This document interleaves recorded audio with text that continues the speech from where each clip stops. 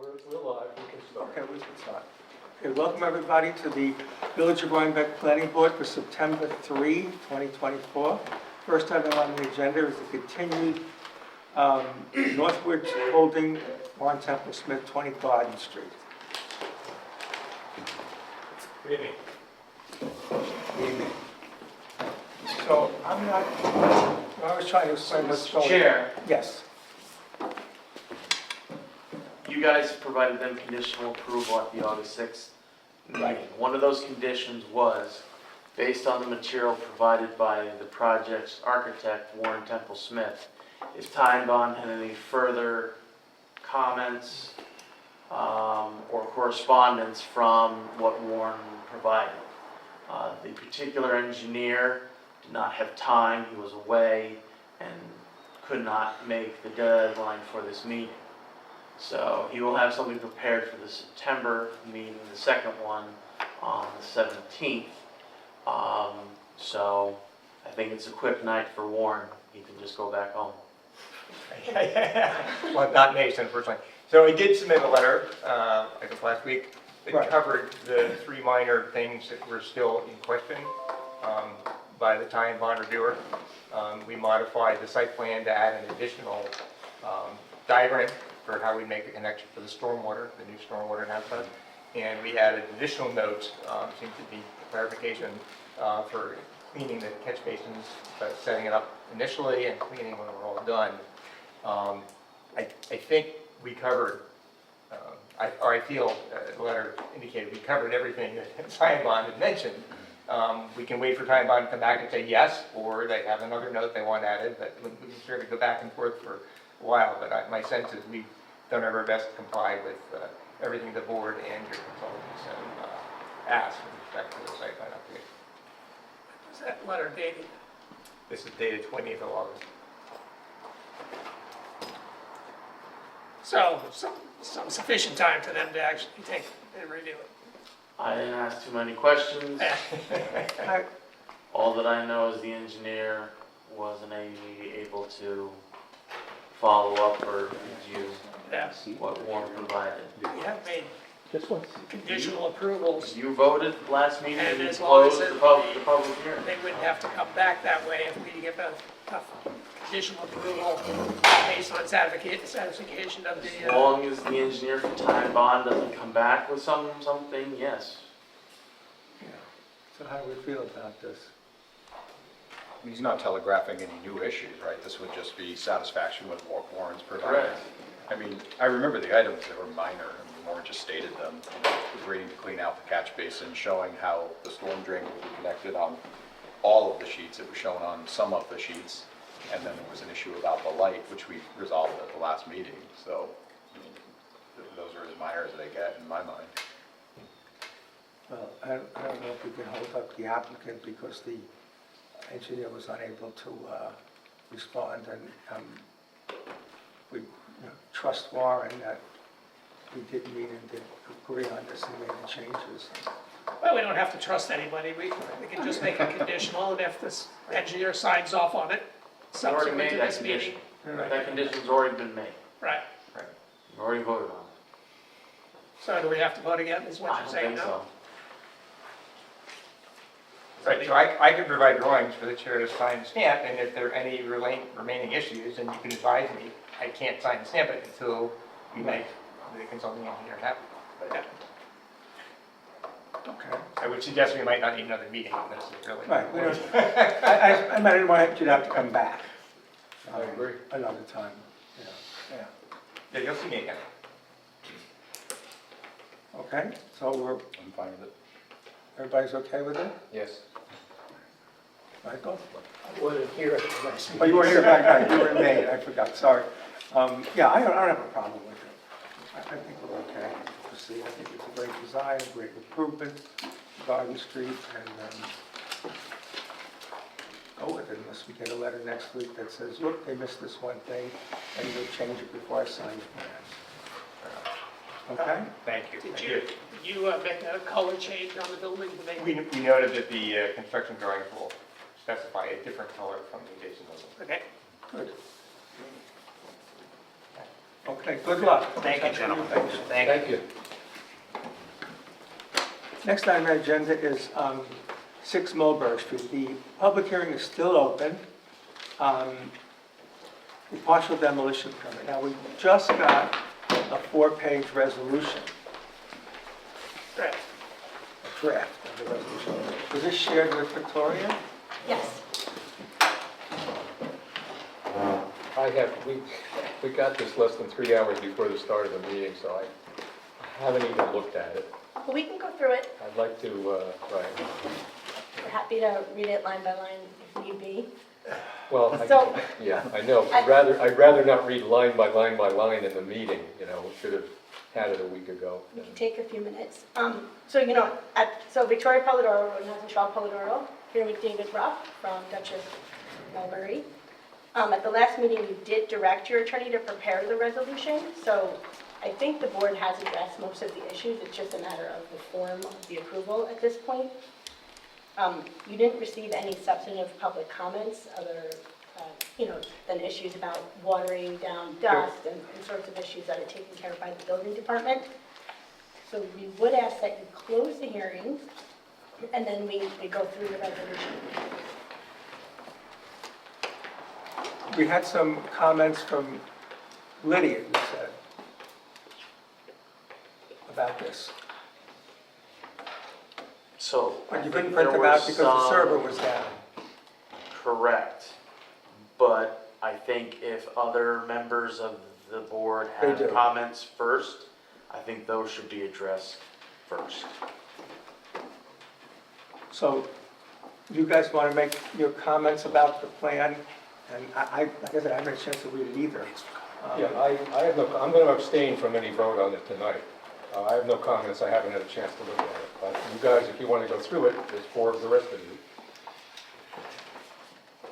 I read through it once. I saw that there were some minor things that I would change, but I didn't go through it in detail because it came in and I had another meeting that I had to go to. Yeah.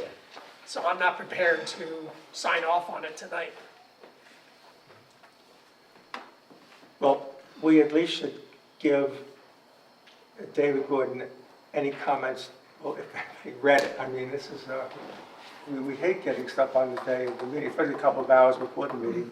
There's no time to really read it and make notes, and it's not fair to the board.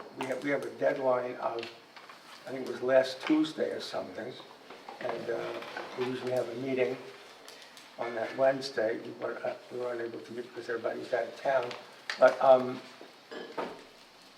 and then we wind up getting stuff the day of the meeting, and then we're not prepared to really look at it and read it yet. Well, so I understand the board doesn't want to vote, so perhaps tonight we close the hearing, and then everyone takes the time to mark up the findings, how they see fit, so you can vote at the next meeting. I think that would be reasonable. Does anyone in the room have any more comments? On the demolition. On the demolition permit for 6 Mulberry? Mr. Chair? Could I suggest that you point out that there still will be an open hearing on the subdivision and site plan approval, and this is just sort of Just moving the ball the forward on the demolition. demolition permit itself, but that nobody should feel that they're going to be cut off if they don't say Right. something tonight. All right, so I have a motion to close the public hearing. Second, Jeff. Oh, I made the motion, he just said, all those in favor? Aye. Okay. Okay. So would you like to move on to the subdivision? Yeah, I guess so, because, I mean, I think we're clear, I don't think anybody has a problem on the board with the demolition, I don't think anybody in the public has any more comments on demolition. We just want to get it right and get all of our comments in. What would be, if Lydia had comments, or maybe Ryan can share it with David, whatever Lydia wrote, and if you guys could send comments to David, For the public hearing? item comments? 3 on page 2, no, Resolution comments. demolition resolution, to send us to David, so we can have David, alter it and send it out to everybody. Does everybody now agree with this? If there's any more, we can write back to David, this, that, and then we can just agree on it next time. And I'm trying to close cases. That sounds very reasonable. So Yeah. All right, so the next item is the public hearing continued on the minor subdivision, dividing the 6 Mulberry Street into 5 parcels. First, does anyone from the public have any more comments to start with? It's still open, you can make comments later. Okay, so the subdivision. Do we have it? Ah, yes. Can I just give a Yep. brief overview? So during the last meeting on August 6th, we had a lively discussion about where the lot lines should be, and the board did not come to any consensus at that time, requested some additional information. So you've received an updated plat, 2 versions of it, one showing with a wider entryway for the multifamily building and one not showing that. You requested additional information on septic design, the Dutchess County Department of Health regulations. The regulations have been provided to you, and we also have the engineer, the project engineer here tonight, so he can talk about the application of those regulations to the project. You also asked for renderings to enable the planning board to visualize how the project would look from Mulberry Street. Because it's hard to get an idea of context when you're just looking at the plans on paper. So the renderings allow you to see it, to scale as it may look once it's landscaped. The board did agree on one thing during the last meeting, and that was that we don't want shared driveways. They were not desirable in the village, so that alternative has been scrubbed, and we're not talking about shared driveways anymore, so we did make some We progress. discussed that at the last meeting. No, maybe it was the meeting before. 2 meetings ago. It was the meeting when I No shared wasn't here. driveways, yeah. So I haven't closed the book on that. We had 3 votes on that. So, we have the updated plat. David's gonna walk you through the 2 plans. And in response to Mr. Clark's comments, these plans do have a reduced house footprint. They show porches. The footprints are now reduced to between 1,144 square feet and 1,178 square feet. So you double that to make the full house. And this way you get an idea of what the lots look at with that size structure. That's the planning board version you're talking about, that has that size footprint. Yes. Yeah, Yeah. the other version has a larger footprint still. You Of mean the the 2 rendering? submitted. Well, you submitted 2 Oh, plans. yeah, the plan that the applicant wants to move forward with. Okay. It's- So, David, do you want to go through the plat? Sure.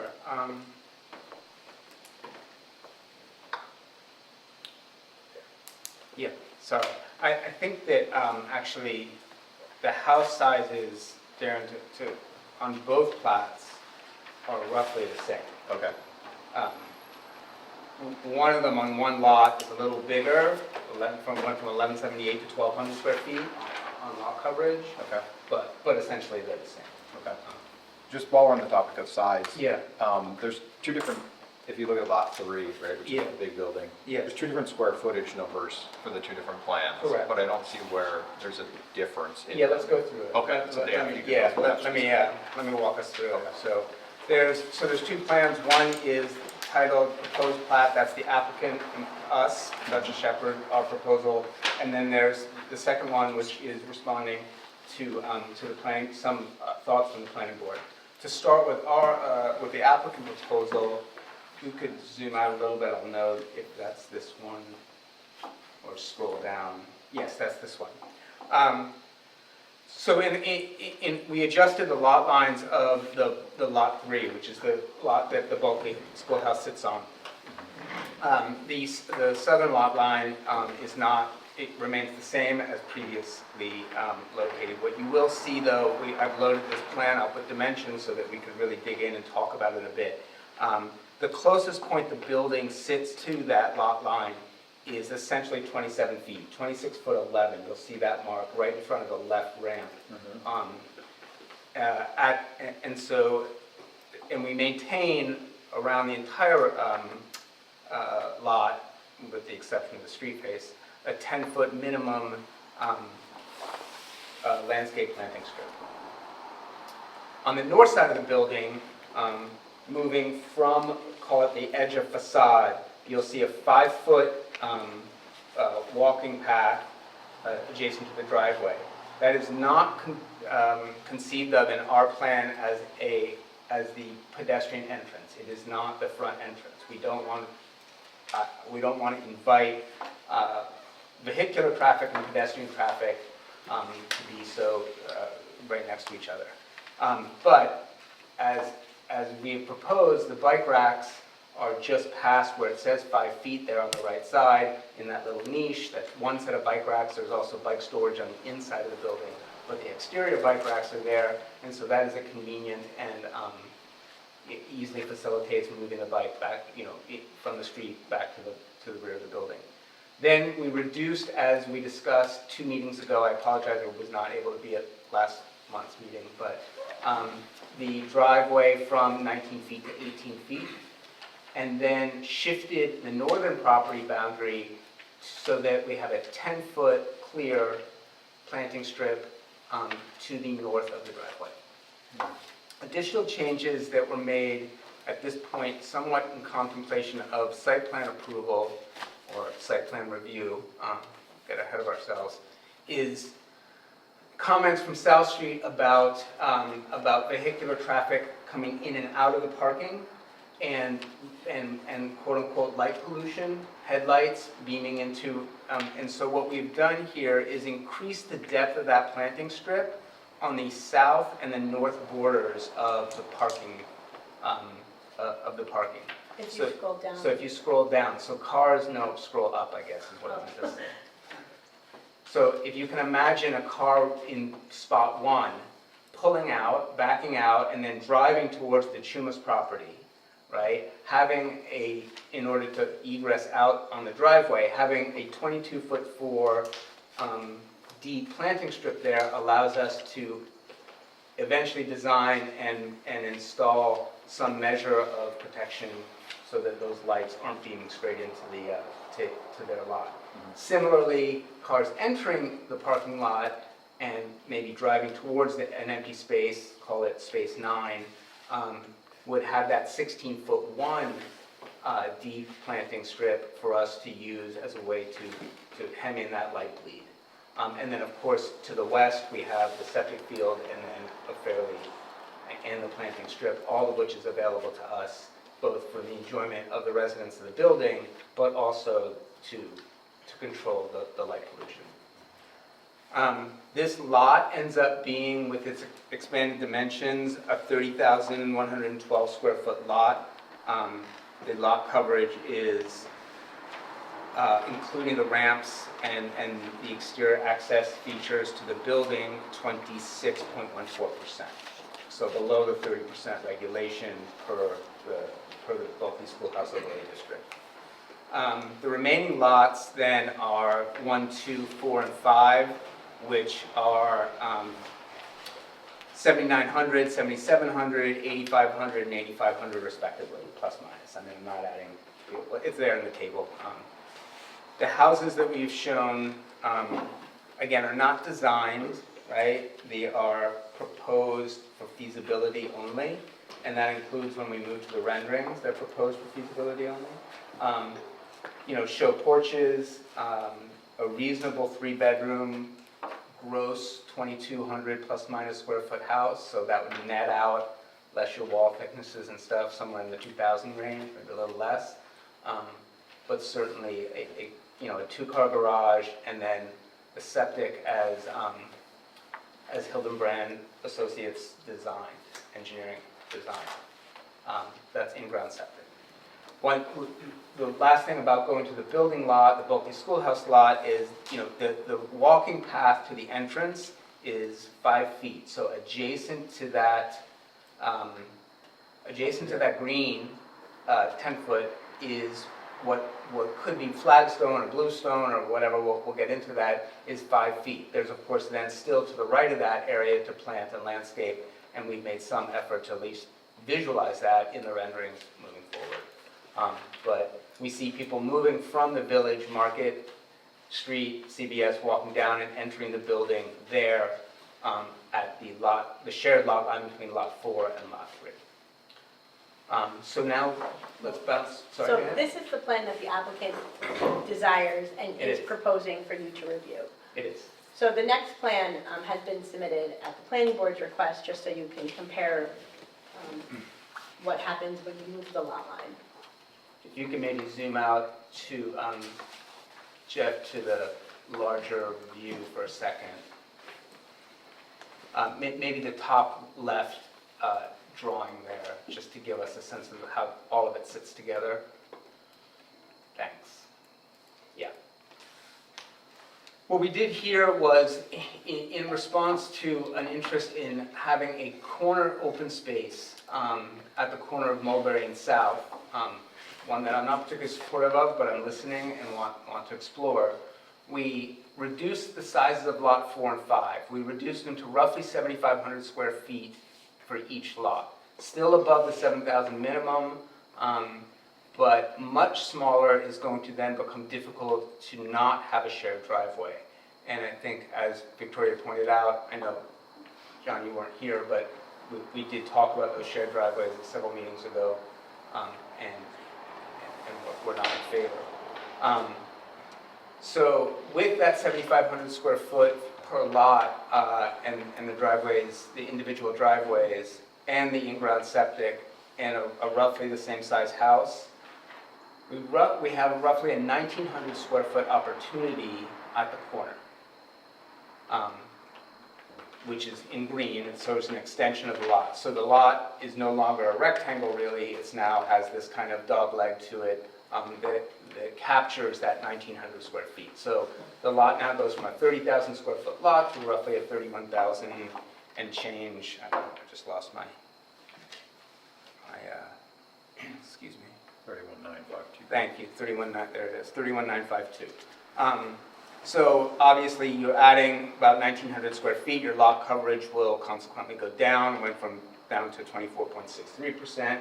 Not a hugely meaningful difference. I think the point of the discussion is less about lot coverage, but is that good planning? Is it a good civic move?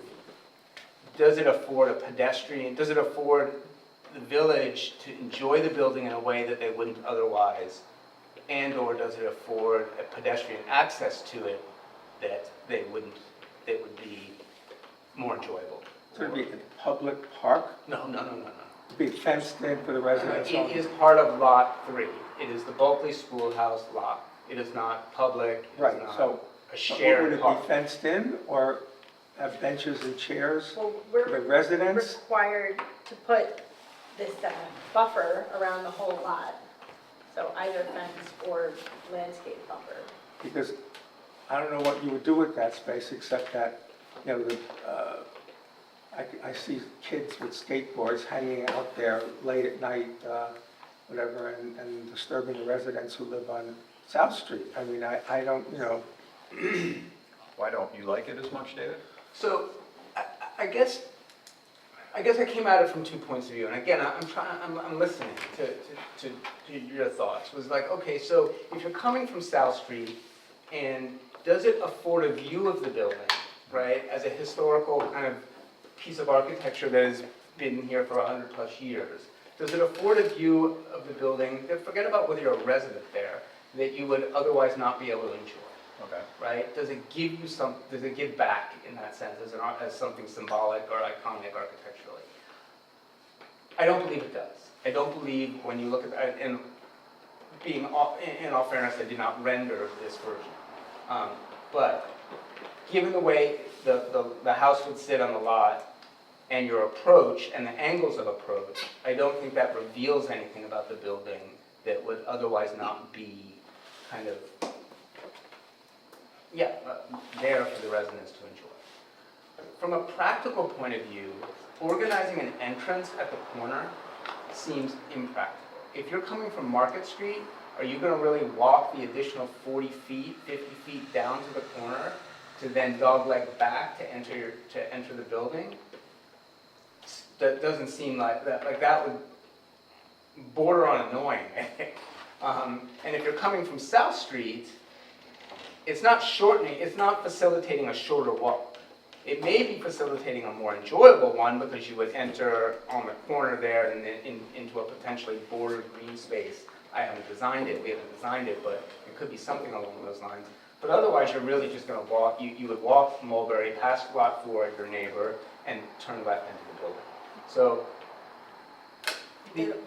the other biggest issue for me, honestly, is that an empty corner is not a really contextual, despite the fact that the church has an empty corner across the street. But and I recognize that, but that is certainly an anomaly, right? That is not a residential kind of context.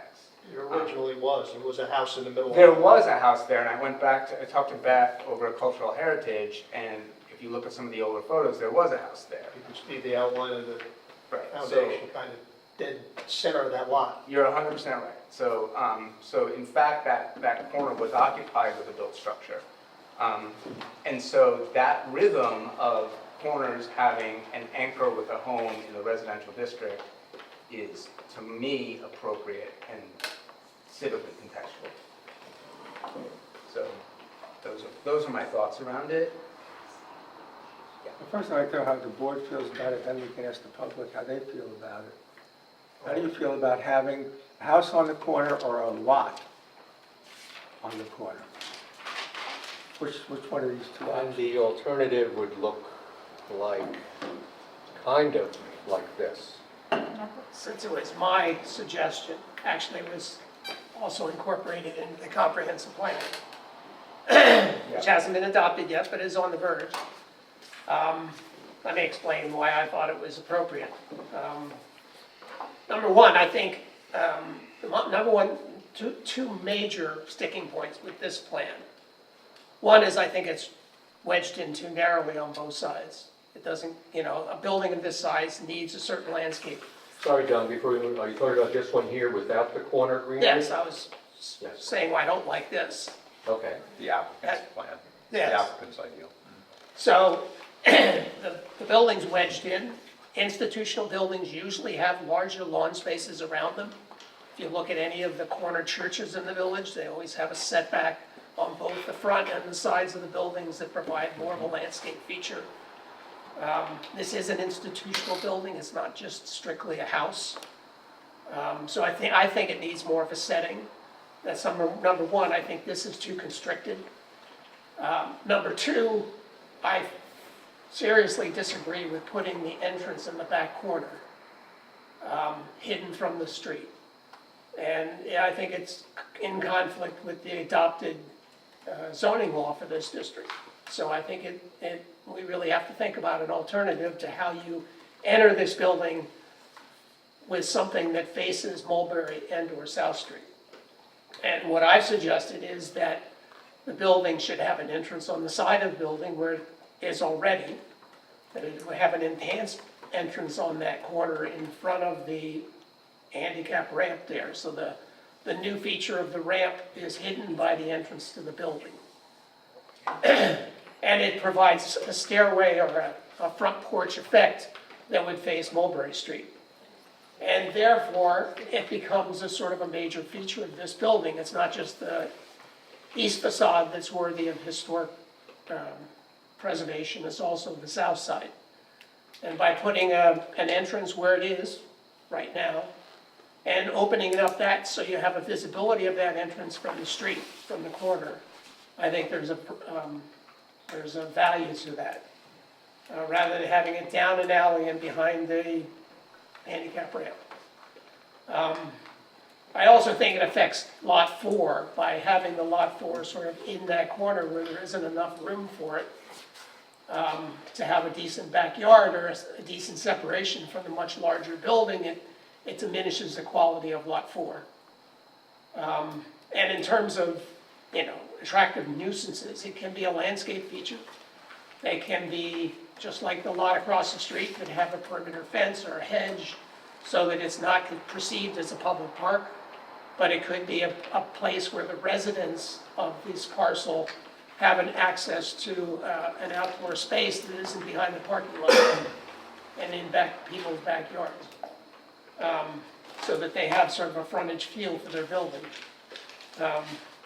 So that's the primary reasons why I think it should be in there, that without it, then the entrance on the side of the building is diminished. And lot 4 is diminished as well. And I think if you look at the alternative lot line, and I really appreciate your efforts and the engineer's efforts to revise it and show how things would work, those lots still work as building lots for the same size buildings as the other lots. And they have a deeper backyard, they have a better feel, you have a building sort of in next to each other rather than broadly spaced apart by garages and septic fields. So you have a better rhythm that's consistent with the distance between buildings on other houses on village streets. That's sort of the major suggestions that I have. In terms of attracting nuisance, I mean, it's no more nuisance than the lot across the street if you did it right, if you landscaped it well.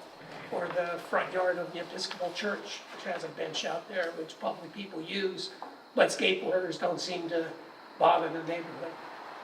So in this scenario, where there's a little green space on the corner, and here we have 5 and 4. Let's go back to the video, okay. All right, so the green space kind of came here. Does that mean, and I haven't looked at the actual dimensions, does that mean that this line moved up a little? Because this was actually quite a large lot. Did this line move up a little to kind of balance the size of this lot and this diminished lot? So both of those lot lines, so lot 5 in the, short answer is yes. So lot 5 in the applicant proposed is 8,500 feet, and Okay. lot 5 in the, whatever we want to call it, planning board revision, or whatever we want to call it, is 1,000 square feet smaller. Obviously, the western lot line is the same, that's the one that shares with the Miller's residence, so the only opportunity would be for that other lot line to move. I don't know that I think that an 8,500 square foot lot, which until the BSO overlay district, 8,000 square feet was the minimum for a legal residential zoning lot, would be considered large. It is still well within the context of the lots within the historical district. Right, I don't understand, John, how you say lot 4 gets a deeper yard, because it looks, lot 4 does become smaller by the alternative. But it has a deeper yard because the South Street comes at an angle, so that the closer it gets to Mulberry, the narrower the lot gets. Sure, it has more land, the yard it has more narrow land, but it also has the same amount of wide land, right? So you haven't lost any lot depth, you've just added more land, because that lot's gotten bigger, you've taken it away from that corner, and so it has some more arrowhead kind of land to it, but it still has the same amount of depth. No, Yeah, of course, if you shifted the house to the west, right, you'd be sitting in the same amount, you would have that same depth. I guess I'm asking, are you measuring depth from South Street or from Mulberry Street? down South From Street. south, you're measuring north to south, right? So that point lot is, line hasn't changed. Back of the house, and I think what John is saying is, if the house were able to slide west, there's an opportunity without losing any of the front width to South Street, that the back of it may have a few more feet before it gets to the property of the school. And this is very true, except that we're not here proposing where the house sits on the site, Well, right? It And could so slide under us. whoever develops that lot, me or someone else, You said- will have a robust discussion with this board and others about where that house sits. And in fact, it may sit on the westernmost portion of the lot. So we need to be a little careful about deciding, that's why I'm trying to underscore that as showing feasibility only. Although, if, under John's proposal, that western lot line to the lot at the northwest corner would shift over to the west a little bit, so there would be an opportunity for the house to go a little bit farther west as well.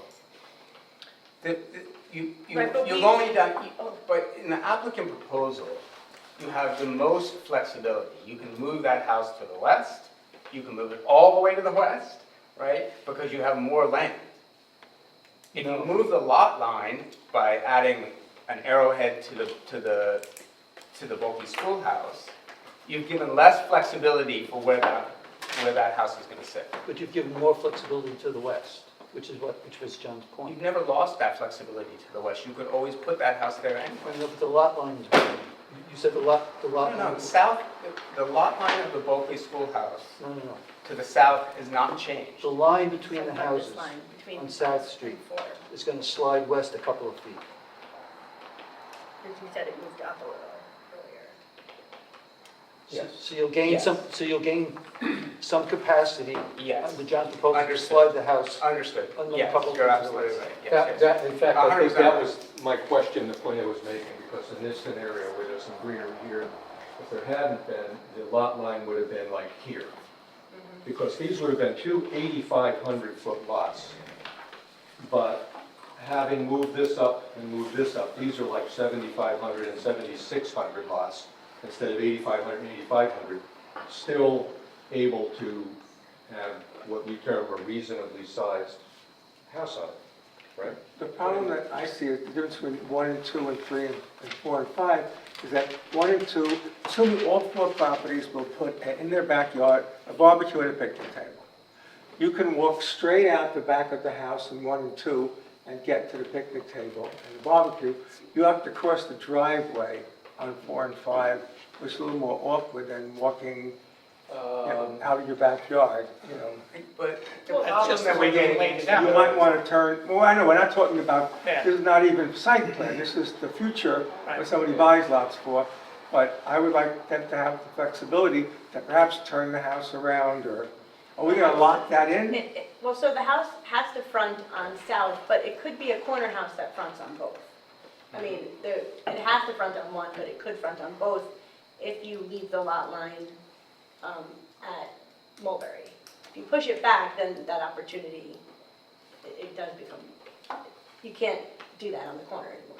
Yeah. So if you move the house so you could, turn it 90 degrees, so you could maybe get back without having to Mr. walk. Chair, Would you then, we'd have trouble with, they gotta be Mulberry addresses and that violates the subdivision, or that facing in the wrong direction if someone turns the house around, if they want a different design for It the has lot? to be faced on South Street. The zoning law, Has to face. the zoning law is written so that the houses on South Street have to face South Street, and the houses on Market Street have to face Market. In fact, this was seen as an expression of the historic character. Okay. And Just so so if the just so house that is on the we're clear. corner, it's a 65-foot lot line between the proposed lot 3 and the corner on South Street, which doesn't give you hardly any room for a backyard, nor does it give you room for 2 side-by-side septic systems. I'm just pointing out. So that corner becomes a problem because it's not wide enough. If you look at all the house lots on South Street, they're all 100 feet or more deep. This is going to be able to be 65 feet depth at that corner because of the narrowness of the way South Street angles down to Mulberry. And so, it becomes an awkward lot to try to fit in. Like David says, the green space is on the other side of the driveway. The house doesn't have a sufficient backyard. The apartments in lot 3 in the big building are gonna look right down on the backyard, or the back windows of the house. It seemed to me if you move it farther up the street and will leave that corner, it benefits lot 4 as well. Yes, it'll be a little smaller, but it'll have a greater average depth because you won't be that tapered down corner. Won't be part of the lot. And you weren't here last time, but your fellow applicant said, what do you guys want?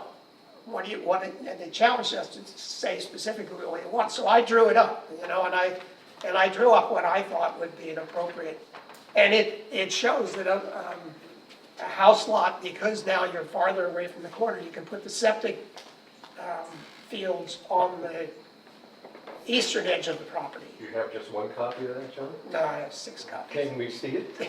I don't know, I don't want to be designing the project from, but I wanted to show conceptually. I drew it up too, Oh, good. and I want to show Not the only the rest of you. But, we can start with that, because I have, I appreciate the work that's been done here, and I have some comments too that I'd like to get to, but if we could finish your points, John, about where you think, the question remains to me, were you suggesting that in a scenario like this, it would be best to have a door here? Yes, Okay.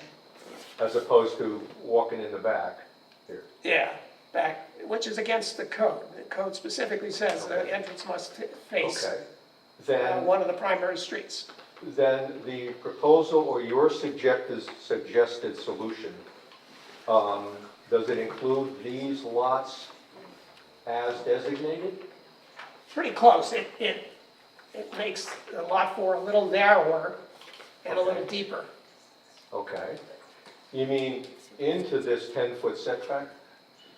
Or into this 10-foot? Well, it's deeper farther up, so, Okay. it angles after you get past the doorway. Okay. It still maintains a 10-foot buffer, but it angles out, so that's why the size of the septic system in the back is so critical. That's what's the minimum size for that? Yeah. Just by the way, I assume in all these drawings, it looked to me like your septic fields are 12 by 26. Is that right? Yeah, I mean, yes. Right, yeah, Your, there's, This is Your Brian absorption- Hildenbrand, he's our engineer. yeah, your absorption fields are 12 by 26, according to... yeah, there's 3 rows and one's a primary, and the other is Okay. a reserve. Okay. All right, then, could we see how you did that? 'Cause I'd like to But show- remember, this is just a sketch, Okay, and it was designed so that, I could just test my theory whether it could work or not. When you actually get, Should I share these guys? I think I gave away my first copy. Here we go. We got enough? Yeah.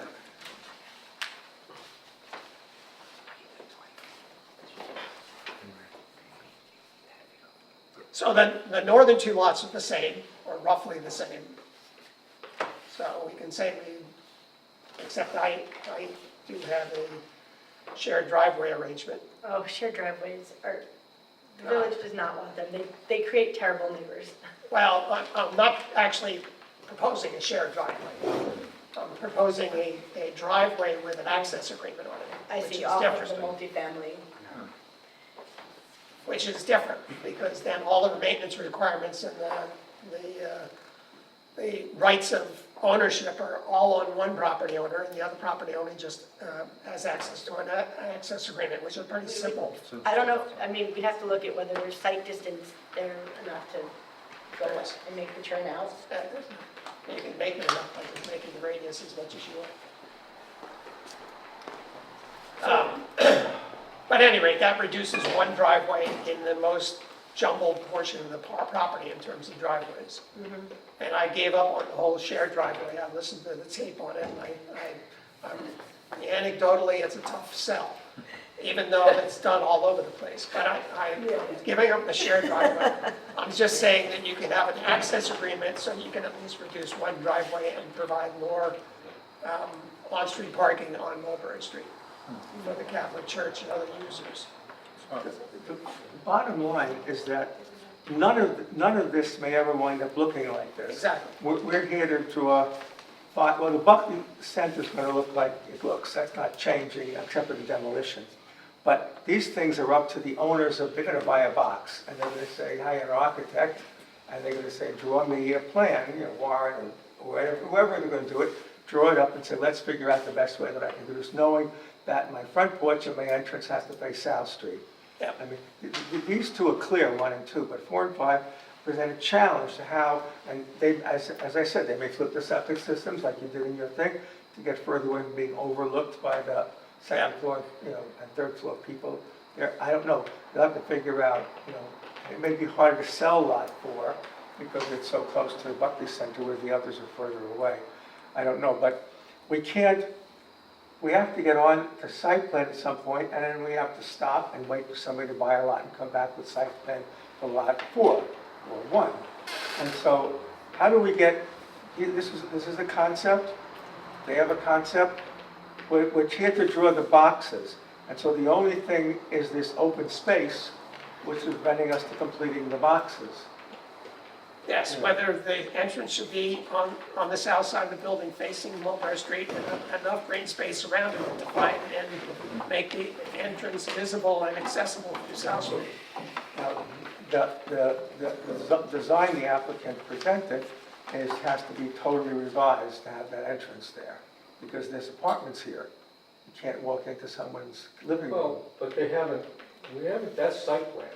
Yeah, And I think the objective here is to ensure that the dimensions and area of the subdivisions will support what, when we get to the site plan, we will want to see happen, right?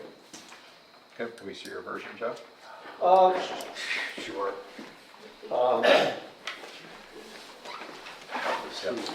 So, and we'll have to come around, I guess, to look at this. Okay. What's the best way to,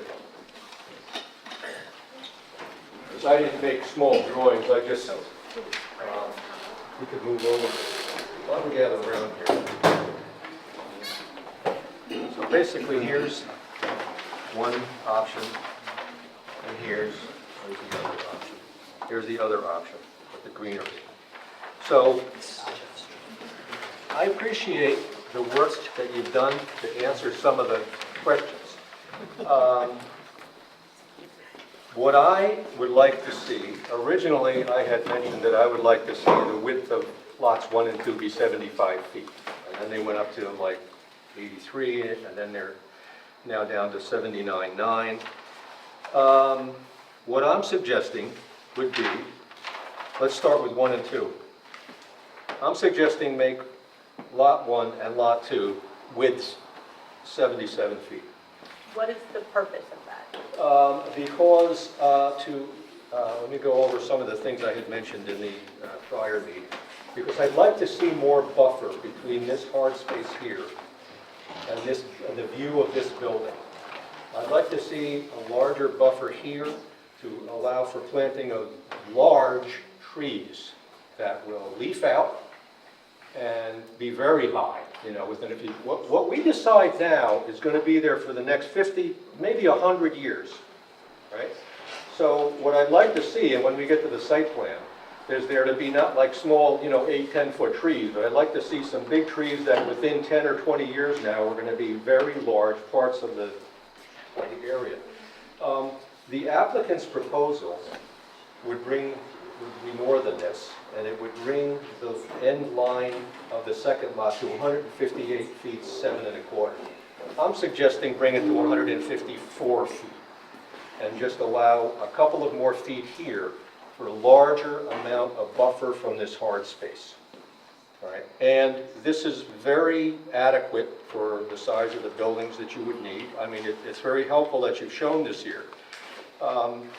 By moving this down to 77, it just moves a couple of feet from here to here, a couple of feet from here to here. There's still room for both absorption fields. Yeah.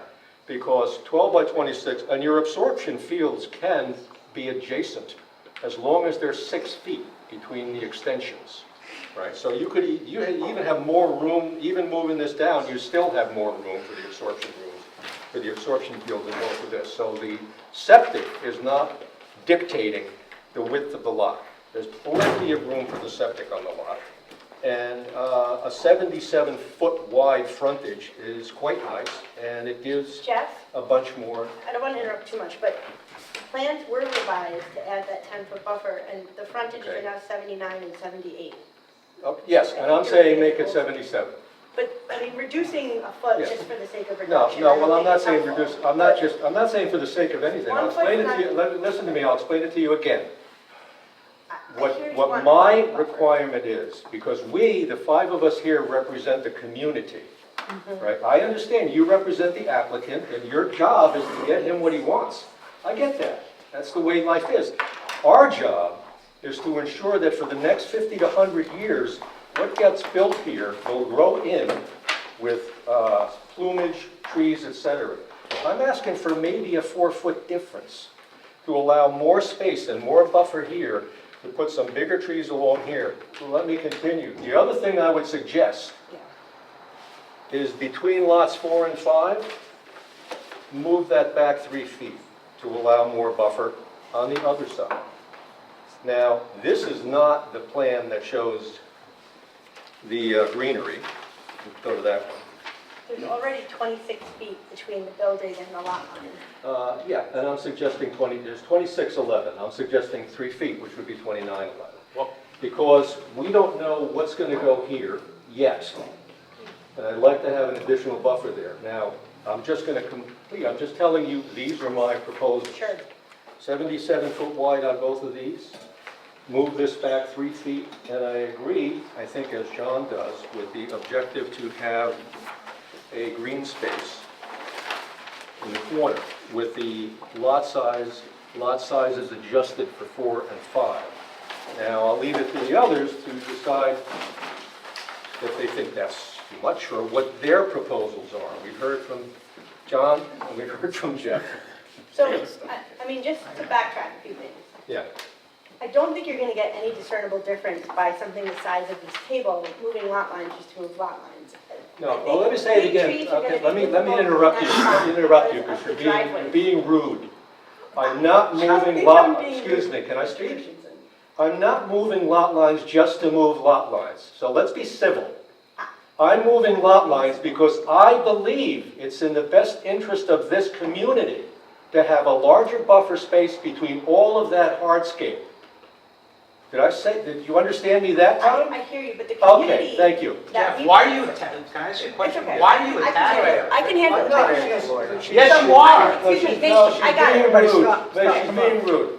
She's not being rude, she didn't raise her voice or anything. So- All right, the comment, for the sake of moving lot lines, is just showing that she's disregarding and not listening But there's to a why. right way and a wrong way to talk to Okay. somebody. Right, You're right, being- so you're let's being not, rude. let's either of us not be rude and move on. Do you agree? I don't want Do any. you agree? Do you Mr. agree? Commissioner, we don't want any. Okay, now, that's right, so I would let's like- move on. I would like to just address some of these comments. Okay, go ahead. The last meeting, you said you would be satisfied with 5-foot walkway, 10-foot driveway, 18-foot driveway, and 10-foot green space. So they No. did make that change. Yeah, So I it said feels I'd like to it see feels what we a come little up with. bit like moving the goalpost because they've Yeah. made that change and accepted it. And now you're saying, well, 1 or 2 feet more, which is why I'm saying, what difference does it make? I don't think you're going to get large trees next to the driveways because the roots, it's just not going to be enough space anyways for some very large trees. We did provide renderings, and I think that the board should look at the renderings when we're talking about this, because on paper, because of the lot size, it could look small on paper, but when you look at it in context, it's going to look visually appealing. Second, what we've heard from the community is that they want larger lot sizes. Everyone who's spoken out at the public hearings didn't want smaller lots, they all want larger lots, and in fact, they want to hide the building. So we're trying to balance these multiple viewpoints of the neighbors not wanting to see the building at all, Yeah. and they want larger lots. All right, can I address that last comment? Sure. If you said this at the last meeting, that the neighbors, the people in the community want larger lots. Yes. I don't know what meetings you were at, but in the 2.5 years of meetings to create the comprehensive plan, the consensus of opinion from the residents of this village were that the lots should be smaller houses, which would lead to more affordability. For that reason, if you look at the comprehensive plan draft, you'll see on page 40, which begins the housing policies recommendations. 4.1, encourage a variety of housing types to provide for a range of household and incomes and preferences. Smaller housing types will create more opportunity for moderate and lower income households to live in the village, including young people just starting out in the workforce and seniors who want to downsize and stay in the community. Strategy number 1, permit smaller lots. Permit, So, not permit. require. Require. My point is this, your statement that the community wants larger lots is a specious statement. It is not specious. I'm talking about the community surrounding this project that we've heard Well, I'm speak talking multiple about the times. people in the village, and if you went to the homeowners around here, you might get a different. Believe me, I've read the Let's- comp plan from yeah. front to back. I'm Okay. aware that there's lots of opinions. Okay. I'm of the opinion that we keep requiring small houses, we're not going to get Yeah, children. well, But that's we're your gonna have opinion, different- Victoria. That's your So- opinion, I appreciate it. Okay. Secondly, Sorry, secondly, question let I me have, just point out, for a very good reason, because they got this feedback from the community, and because the mayor and trustees were listening to the voice of the community, they specifically zoned this parcel, not for 8,000, which is the rest of the village, but down to 7,000 minimum. They did this for a reason. They did this to demonstrate that they were listening to the community. They were listening to the village residents. So it's not that people want larger lots, right? I know you'd like to think so because you can argue for larger lots, but that's not the truth. I'm not misspeaking when I'm saying what I've heard, but I'd like to move on. I'd like to hear Can you clarify from one thing? Darren, and I'd like to hear from Michael. Hey, the numbers went by quickly, sorry, Jeff, you rattled off your numbers, but did you actually propose more open space on the lot 1 side of the building than Jeff was asking for? The lot 1 and 2 sides of the building? Lot or- 1 and 2 got smaller. in Per Jeff's order prior to comments. Move the lot line of the bulk. So I think what you asked for tonight, Jeff, was less than they actually gave us on 2 and 1. He wants Yeah, two more. if you recall, That's why I said, Okay, if you that's what recall I my wanted. original recommendation in a few meetings ago, I said they should be 75 feet. I see that you've listened and you've moved it back from what was way too much to a little less, but I didn't think it was enough. It So I'm didn't saying get all instead of of that. 79, move it to 77. We have to have And I we can't- believe there will have to be trees and large landscape to soften the hardscape of that building from the view of the pedestrians and the street traffic. We're not going to get a resolution on this unless we hear everyone's opinion and come to a consensus. This is a democracy here. We appreciate John's comments, we appreciate Jeff's comments, we need to hear from Darren, we need to hear from Michael, then I'll make my comments. So, Darren, what's your feeling about this? Tough act to follow. So I guess I agree with a little bit of everything that's been said so far, not to be that person. So I guess for starters, on the proposed planning board request where we show the big swath of green space being attached to the Buckley School parcel, I suppose I was never envisioning the connection to South Street being the entrance to the building. I think I'm with David on that. I just don't see people viewing that as the entryway to the building and coming across that lawn, no matter how it's landscaped.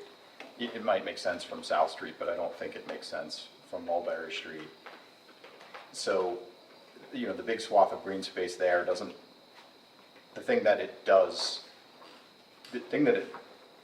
the reason I like a little bit of it is not because of the entrance it creates to the school parcel or the school building.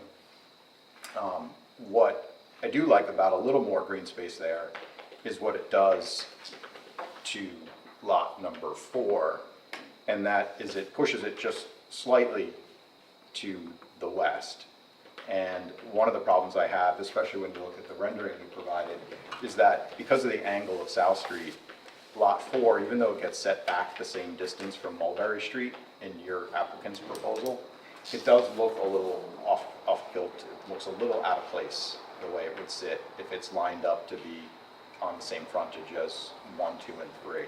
So I'm in favor of some additional green space there, but I don't think quite this much, because I'm not viewing it as a way to enter the building. I'm viewing it as a way to soften lot 4. And the reason I also like the softening of lot 4 is because it pushes the building to do what it's done in your alternate scenario here, in that it pushes the building to be a deeper building rather than a wider building. And when I look at the precedent images from South Street, I see a lot of the buildings along there, the predominant rhythm of the buildings along South Street are more rectangular, but they're deeper. So I feel it does keep a little bit more of the same rhythm as you go down South Street. So I did like the fact that shaving a little bit off of the width, if you're measuring from South Street, on Lot 4 forced you into a deeper configuration of house, which felt more village-like to me. And then the other thing I liked about it, in some lesser version, is that it does, I think, I disagree with you a little bit, David Ruff, and that is, I do think there's a little bit more of an interesting view of the corner that you will get if Lot 4 is kept just a little bit further to the west. It does kind of show you that corner a little bit. It allows, to John's point, it allows the scale of the building to come across a little bit better and not just loom above the house in front of it. So with respect to that lot, I'm in favor of some sort of buffer along Mulberry Street. And to me, I don't know that it needs to be something attached to Lot 3. What I had in my mind was, and I don't know what the vehicle is for this, I'd have to think it through a little more than just sitting here tonight, but perhaps some sort of no-fly zone, some sort of restriction to say you can't push your house any closer than this line towards Mulberry Street. And I would also apply that to the driveway as well, because the thing we wouldn't want is to see cars on the corner here either. So I think it could do two things. It could prevent cars from being parked there on that corner, and I think it could also then keep the house in bounds, beyond what our municipal setbacks or village setbacks would require. So I think you like, for me, you've almost nailed the thing that I would want by adding this triangle of green, but I think it's too much. I think it's unnecessary. And as I look at the BSO code, the code was carefully worded to not, despite what might have been said tonight, to not require the front entrance to be on either of the roads, but it strictly talks about a welcome connection from street to building. So I think with a little bit of additional glimpse of that corner, we can enhance the welcoming connection to honestly both streets, to Mulberry and South, with one stroke of the pen there to give a little bit more room for Lot 4. And as far as other comments with respect to that, I think that's pretty much it. My primary comment was, let's see if we can't find a way to just shrink Lot 4 enough so that it does those things, but not shrink it so much that we need to deal with what this giant open space is, which there seems to be some pretty mixed opinions on. I've heard, skateboarders hanging out there, and, David talks about how it might challenge the Lot 4 usability for the people that live there. So, my point would be you're almost on the perfect track here with it, but I think you went too far in the direction of what you think we might be thinking, and maybe some of us are. And then with respect to the other lots, I didn't really have much issue, and I appreciated the shrinking of the driveway and the increasing of the different buffers and allowing enough room for mature trees to grow. Michael? I've seen a lot, and there's little bits from everything that I like. My own, I'll call it a prejudice. I am not in agreement with the comprehensive plan where it's 7,000 or even 8,000 square feet is desirable. My lot is 14,000. It's considered a double lot, but when I sit there, I couldn't imagine another building taking up half my lot and being on top of me. So the applicants have done a number of revisions on this. They're trying to work. We didn't write the law. The law is now 7,000 square feet, and they're meeting it. He called it an arrowhead, and I'm like, yeah, to me, it's awkward too.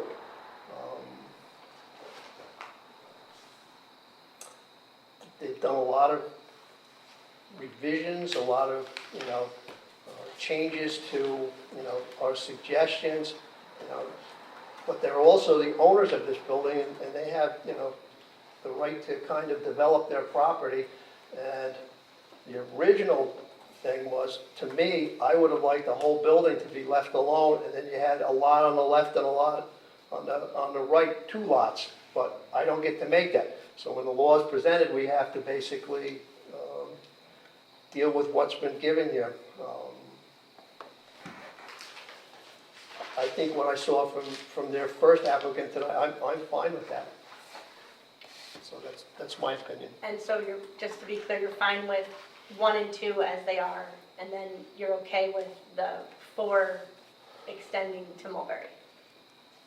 So in other words, First one that I saw here. in other words, this one, Applicants. in other words, the applicant's proposal. Yes. But they moved they've slid 1 and 2 over, as Jeff asked for last time. Yes. Yeah, well, barely. And barely. I don't think enough to allow a buffer, but that's my opinion and I've said it. All right, I have a lot of different feelings about this. I tend to agree with Michael. If an applicant presents a plan that is within code, within the setbacks, within all the rules and regulations, I don't think we should be trying to redesign it more than we, as a consensus feel that some things like Jeff has suggested it be slid over a little bit. We've declared this to be a historic building, an historic property. It's three stories high. You can't hide it. We're supposed to be proud of it, we're preserving the Buckley School. It's there, and it's going to be there, and you can't, unless you put up 4-story buildings on lots 1, 2, 4, and 5, you're not gonna hide it, and you have those buildings. And my concern also is, depending on the design, we just approved a 3-story high building on Mulberry Street that Warren designed, with 10-foot floors. You can put 3 stories and be under the height limit. If you squeeze people down too much, they could come, we want a 3-story building, and we approved one on Mulberry Street. It's a big attic space now, they haven't plenty of plans for it yet, so the building could be squeezed up, which I don't like either. The other thing has to be considered is, these are corner properties. I have a corner property, and you are allowed to put a 6-foot fence to have a backyard privacy, which means the lot number 1 could put a 6-foot fence on East Market Street, closing in the area. Lot number 4 could also put a 6-foot fence on Mulberry Street. And then we start to put up fences. So I was hoping to have flowers and shrubs and porches and not block. I hate when people do that, but you are entitled to do it. And I have done it on East Market Street so that people are not walking into my backyard when they're walking the dogs down East Market Street. And you're allowed to do that. So I'm concerned about what this may eventually turn out to be, not until these properties are purchased, but they have the option to enclose their property, which I hope, they wouldn't too, but. Well, my buffer zone concept could maybe say something about where the fence could be placed within that zone as well, just on the corner of Mulberry and South. Because if you build a lot like that they would put a 6-foot fence on this side, on the east side of the property. I mean, Mr. Chair, so, I have a thought on that, and I'd like to ask a question, I'd like it to clarify. First, I think some of the things you're concerned about with respect to screening, type of fence, et cetera, can be handled through the site plan approval that's going to be involved in this as well. Right now, we're talking about subdivision. I understand. But we'll have site plan authority also. I also, if I could, wanted to clarify 2 of the comments that Darren made, just to understand what you're saying. You talked about softening lot 4. Does that mean screening lot 4 from Mulberry Street? So if you look at what the other version of this, the planning board preferred concept, right? So you see the little piece that looks like, I don't know, a golf club or an upside down mailbox flag there? Yeah. I'm simply saying, in my mind, that could be pulled much further Right. downstream towards Mulberry Street, and could even be part of Lot 4, but in such a way that it is just sort of a deed restricted zone, a zone that you're not allowed to put a structure in. Right. No shed, no cars, no fence perhaps. Right. But then, that lot has a little more space to it, it's saleable real estate, but it accomplishes the objectives of giving you a glimpse of Lot 3 and keeping things off the corner to help the rhythm of the street, but also just to not overwhelm the corner and put that tilted house so that it appears to be in front of Lot 3. Okay, and the other question I had for you was, you also said that one of those actions would result in lessening the parking of cars on the intersections? No, I had suggested that in putting this buffer area in, it would still be part of Lot 4, but putting a no-fly zone, we could make a requirement that cars couldn't be parked there, a driveway couldn't be put on that side of the lot, which would obviously be undesirable. So that would be village legislation then? No, No, we're it talking could about be a deed part of- restriction. Yeah, just a deed Right. restriction. Part of the It approval. could just be like a side yard setback on Mulberry, instead of 10 feet, is 15 But does the feet. planning board have the right to do that? That's not anywhere in the law that we have the right to require a deed restriction or a larger than required So- But maybe the applicant could offer that as a way to say. Apply for an easement off a driveway to another lot, presumably, similarly, you could write that same language, but requiring a no-fly zone. a nice way to put it, on that strip. Right, I mean, if you, it would be an alternate to moving the actual lot line to achieve the same Yeah. goal. Yeah. Well, it doesn't achieve the same goal though, because it doesn't allow the people who live in the multifamily place to have a gathering place or outdoor living space that's in the front of their building, because they would be restricted by Lot 4 from using it. That's part of this. And the other thing I wanted to, what I think correct, is there is a requirement in the zone that each single-family, two-family, and multifamily building in the district shall have a front entrance or porch facing the street where the home is located, to better connect such residents with the outside neighborhood and its historic characteristics. So it requires that there's an entrance facing the street. But it goes on, for the Buckley Schoolhouse parcel, the planning board may vary this requirement if a front entrance or porch is It's impractical. inconsistent with historic preservation. A And direct I would say walkway, it is. right, and in that case, a direct walkway shall be provided. That's gonna be in site plan discussions. I'm trying to figure out a way to get through this, figure out what these boxes, these 5 boxes would be, assuming nothing's on them. How would we configure this? And we have to give them, we can't keep asking them every 2 weeks to completely change the design. We'll go this way, we'll go that way, we could try this, we could try that.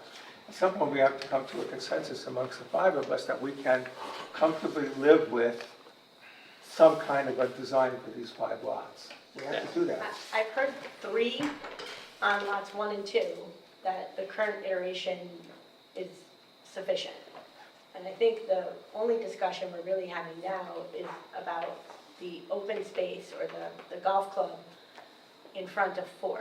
Well, 1 and 2 are locked in because of Vicky's house. That is pushed, you know, they're locked in. They don't have the space that 4 and 5 have. because The of width that. is not locked in, that was Right. just the width Right, is not right, locked right, in, the that was depth. my only point there. The question is 10 feet enough for a mature tree to grow? Yes. And I'd I think it is, like but, to see a little more.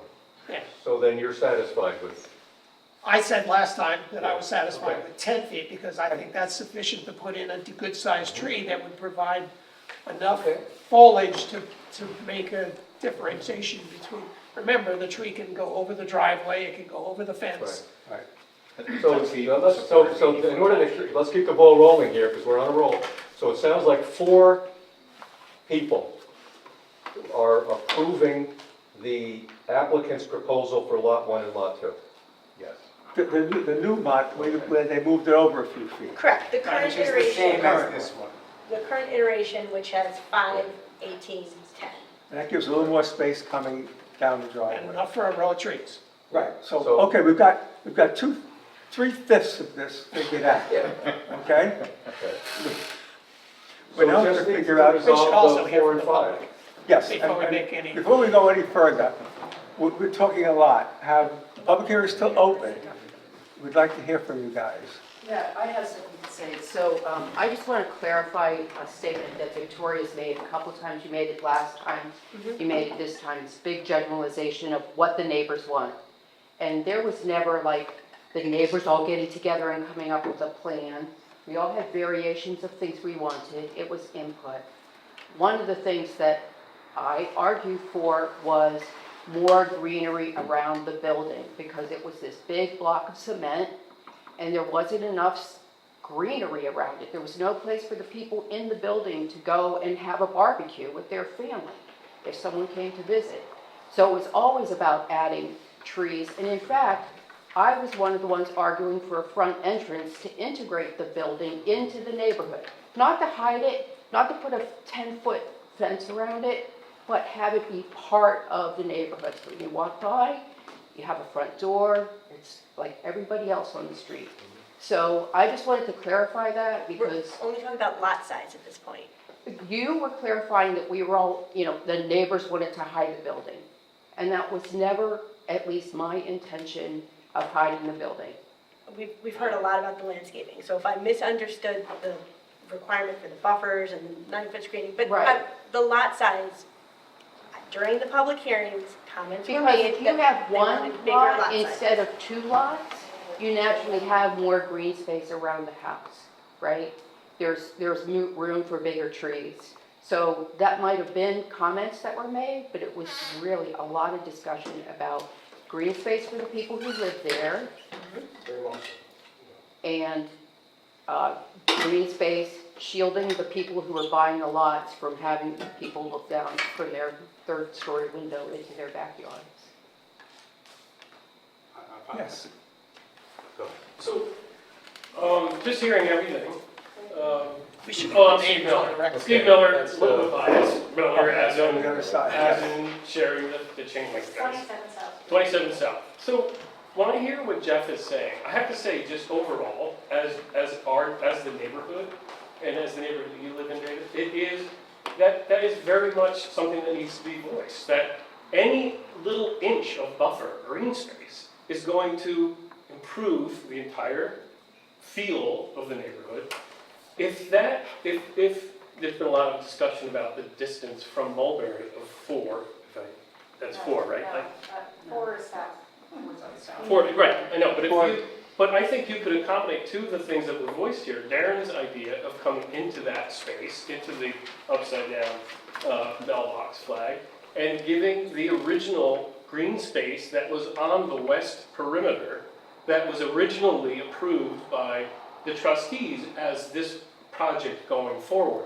At some point, we lost the buffer on the west side of lot, what is that? What's the number now? Lot 5. So that buffer went around the entire area where there was going to be development. That was something that was protecting the neighborhood.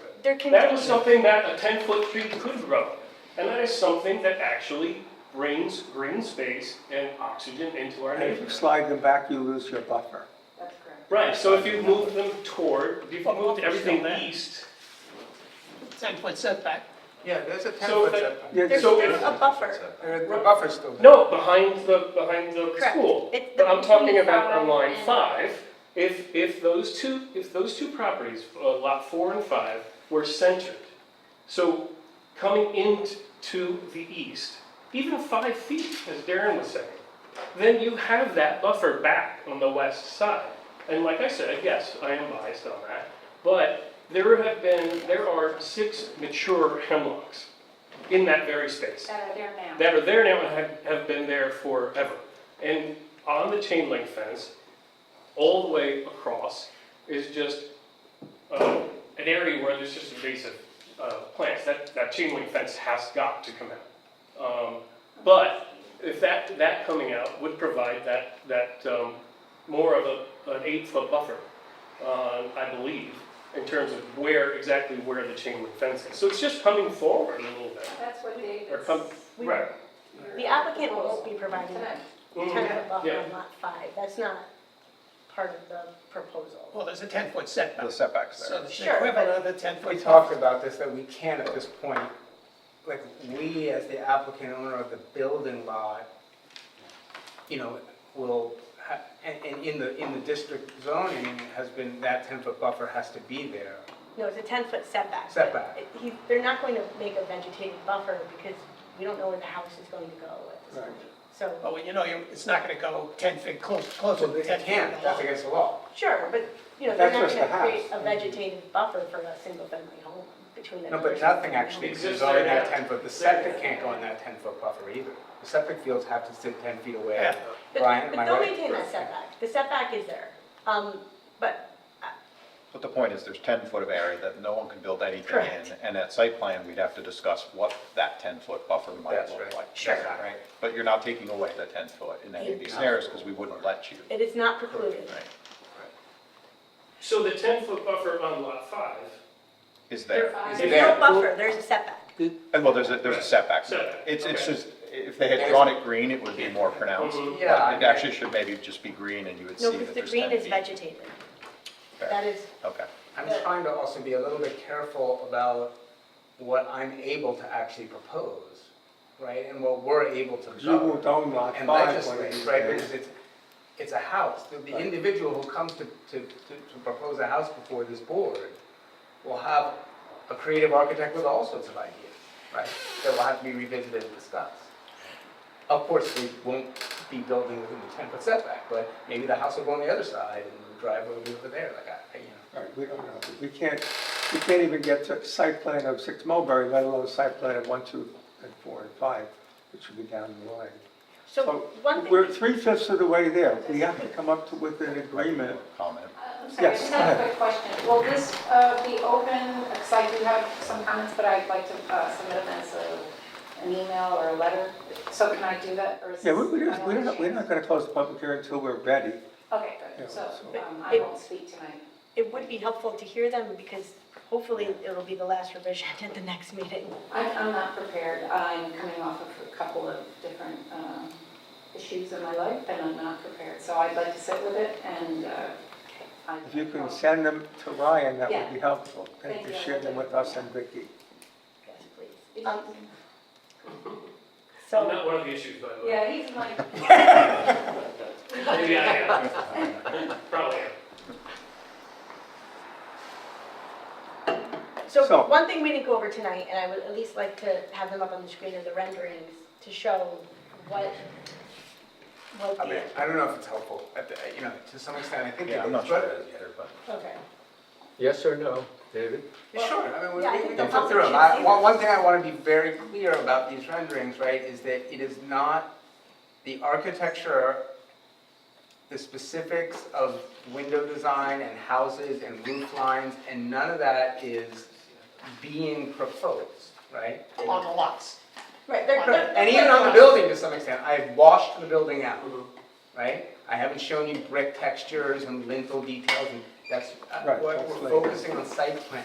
But I don't want to get into why are there black mullions and not pink mullions? Like, it doesn't matter at this point, But so- I don't think. I think So, if we go down to the third photo, please. So that was intended to show what you'd be looking at if you were looking at the institutional structure with the walkway on the left, and then the additional buffer. Tori, is the gray on the left the house on lot Yes. 4? Yeah. Right here. yes. Right. So there's actually a view walking down the street towards South Street, right? That shows the entrance, which, John, you described that as an alleyway in a comment earlier. I would say that that is about how we architecturally manipulate and treat it and work that space. It is at its widest, almost 30 feet, and at its narrowest, still 11. So an alleyway with views and open space. So I would not want to characterize that as an alleyway, but we can disagree respectfully, obviously. We can disagree, because I still think it feels like an alley, Fair especially enough. when you have the handicap ramp takes up a good chunk of that. Where? And the entrance is out of sight. So it's down an alley and around the corner before you get to see where the entrance is. Okay, again, we can respectfully disagree. Yeah, by the way, David, just politely, Yeah. you mentioned that there would be almost 30 feet setback there. In fact, my recommendation was to move it to 29 feet 11 inches. Not 29, 10, but. No, the plan calls for 26 I'm sorry, 11, it says and I asked 27 for feet. 29 11. Sorry, 27 feet is Just, wide. just saying. So that's lot 1 and Thanks 2. for that, thanks for that. That looks good. You have more views? That's looking down towards lot 4, and this is the wider driveway and the big It's a plant. narrower That's driveway, the- David, it's 18 feet, Oh, 18 feet, And but a that's- wider buffer. correct. Right. And look, the rows of purple and pink and whatever, but again, I don't want to Right. it should be more natural and there's a whole landscape discussion to have. It was just try and give you an idea of what we're actually talking about on paper. One thing I'll say, I know it's a site plan comment, but I'm saying it anyway, just to give you fair warning. I am seriously opposed to painting the building white and getting rid of the brick color. This is an institutional building, it has a certain patina on it.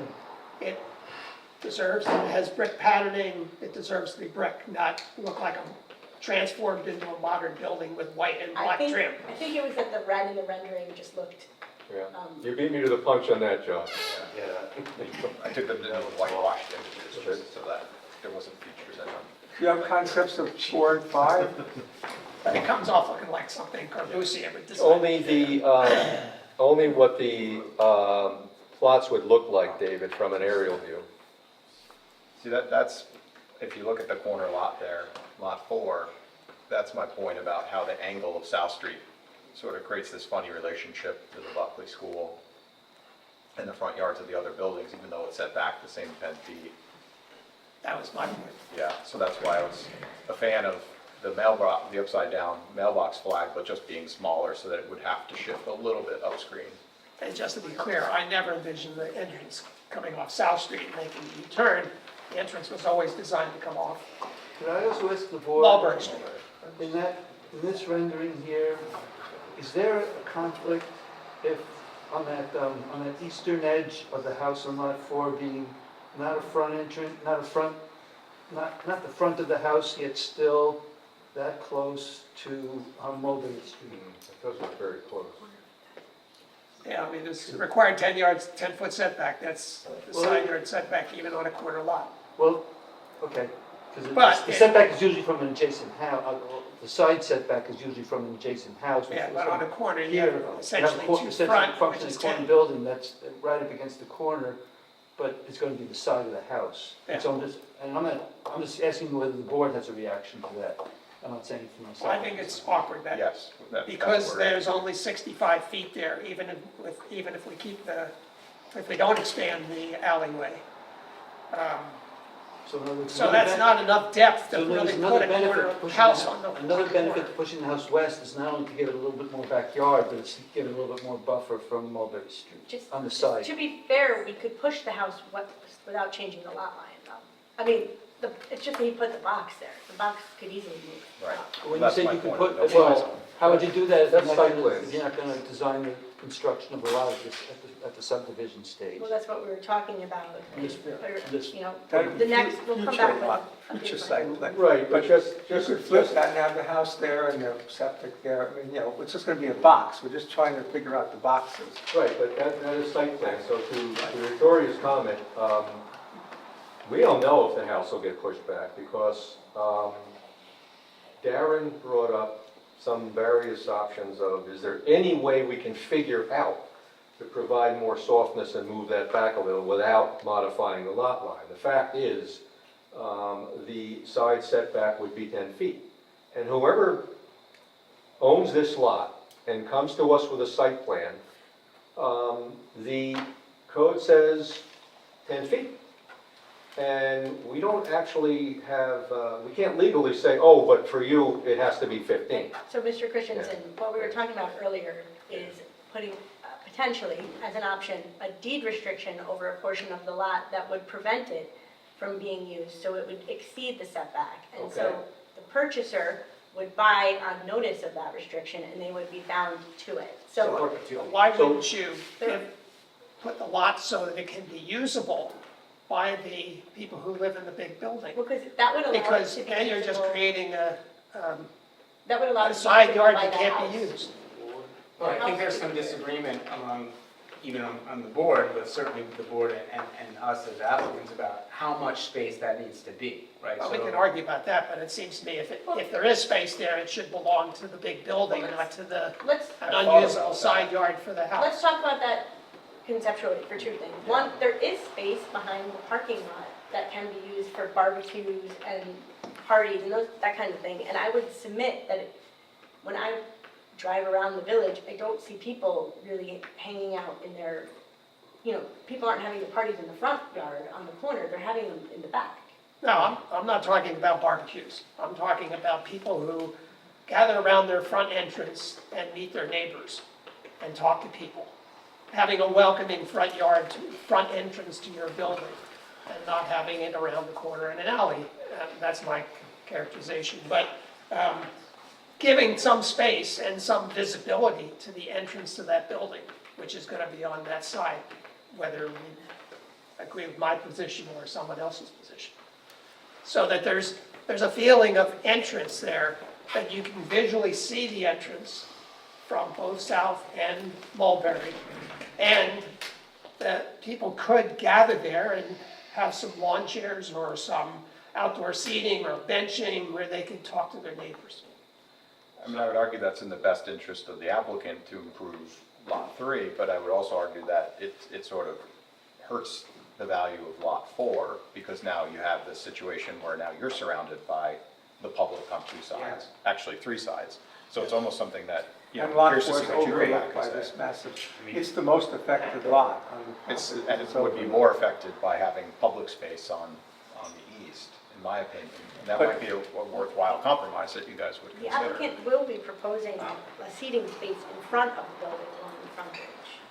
Yeah, That's then you're the- taking away green spacing and turning it into hard space. It can be a combination, right, of green and Well, yellow.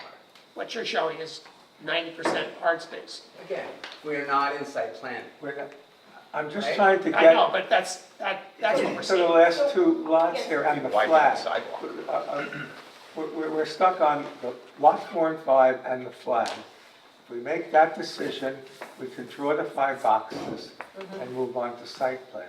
And then we can deal with 4 more site plans a year, 2 years from now, whenever those lots are sold. So I guess it's like the Supreme Court, I'm trying to find out what the swing votes are. Mr. Clark, if the lot, the green space came down but didn't go all the way to South Street, if it just widened a little bit, flared out at the entryway, and then there was a restriction on the remainder of Lot 4 so that they could use it as their side yard, I mean, does something like that achieve both goals of making a grander entrance and not impacting the size of Lot 4 that much and keeping it open?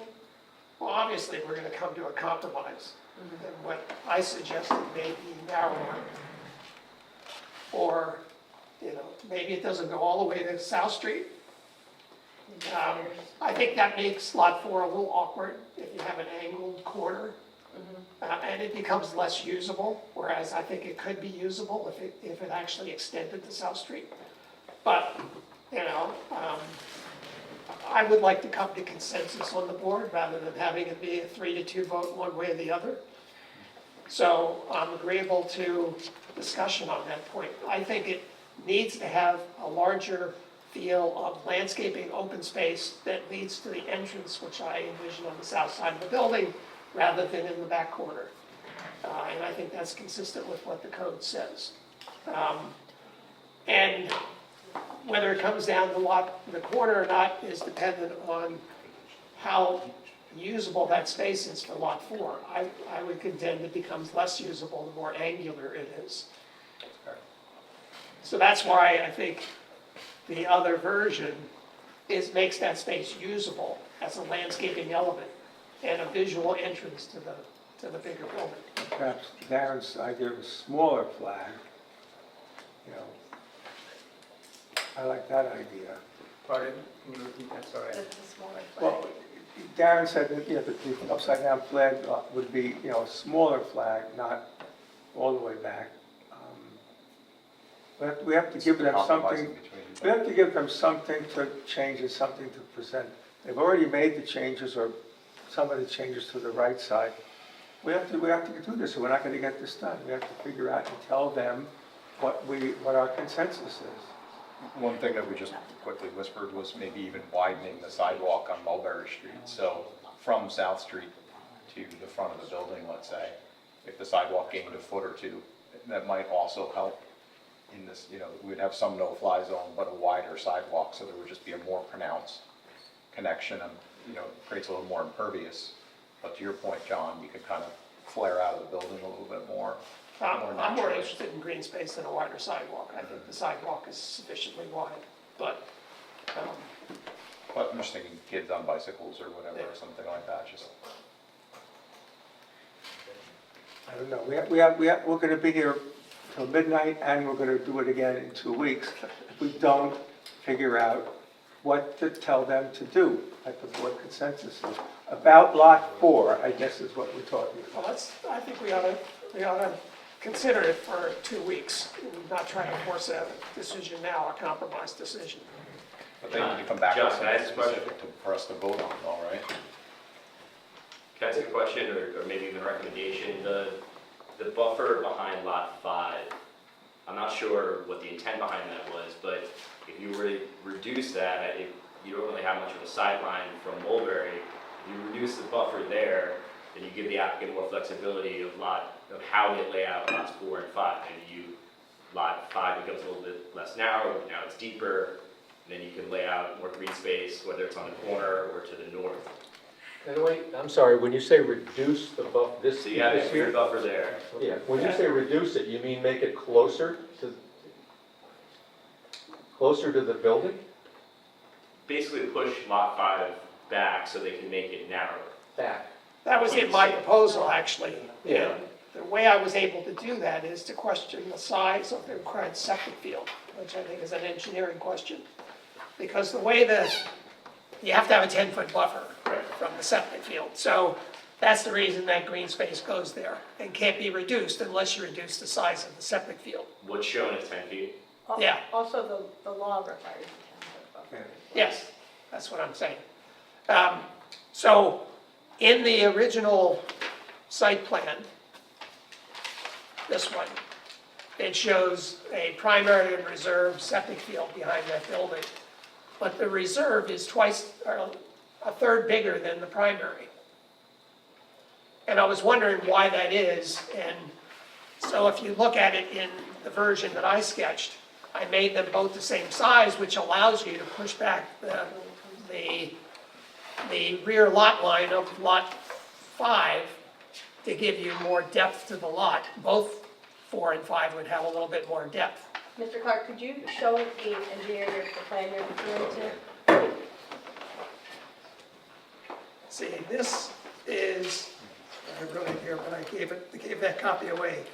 It's 36 by 56, whereas this one has this extra space here, which is more square footage than the primary.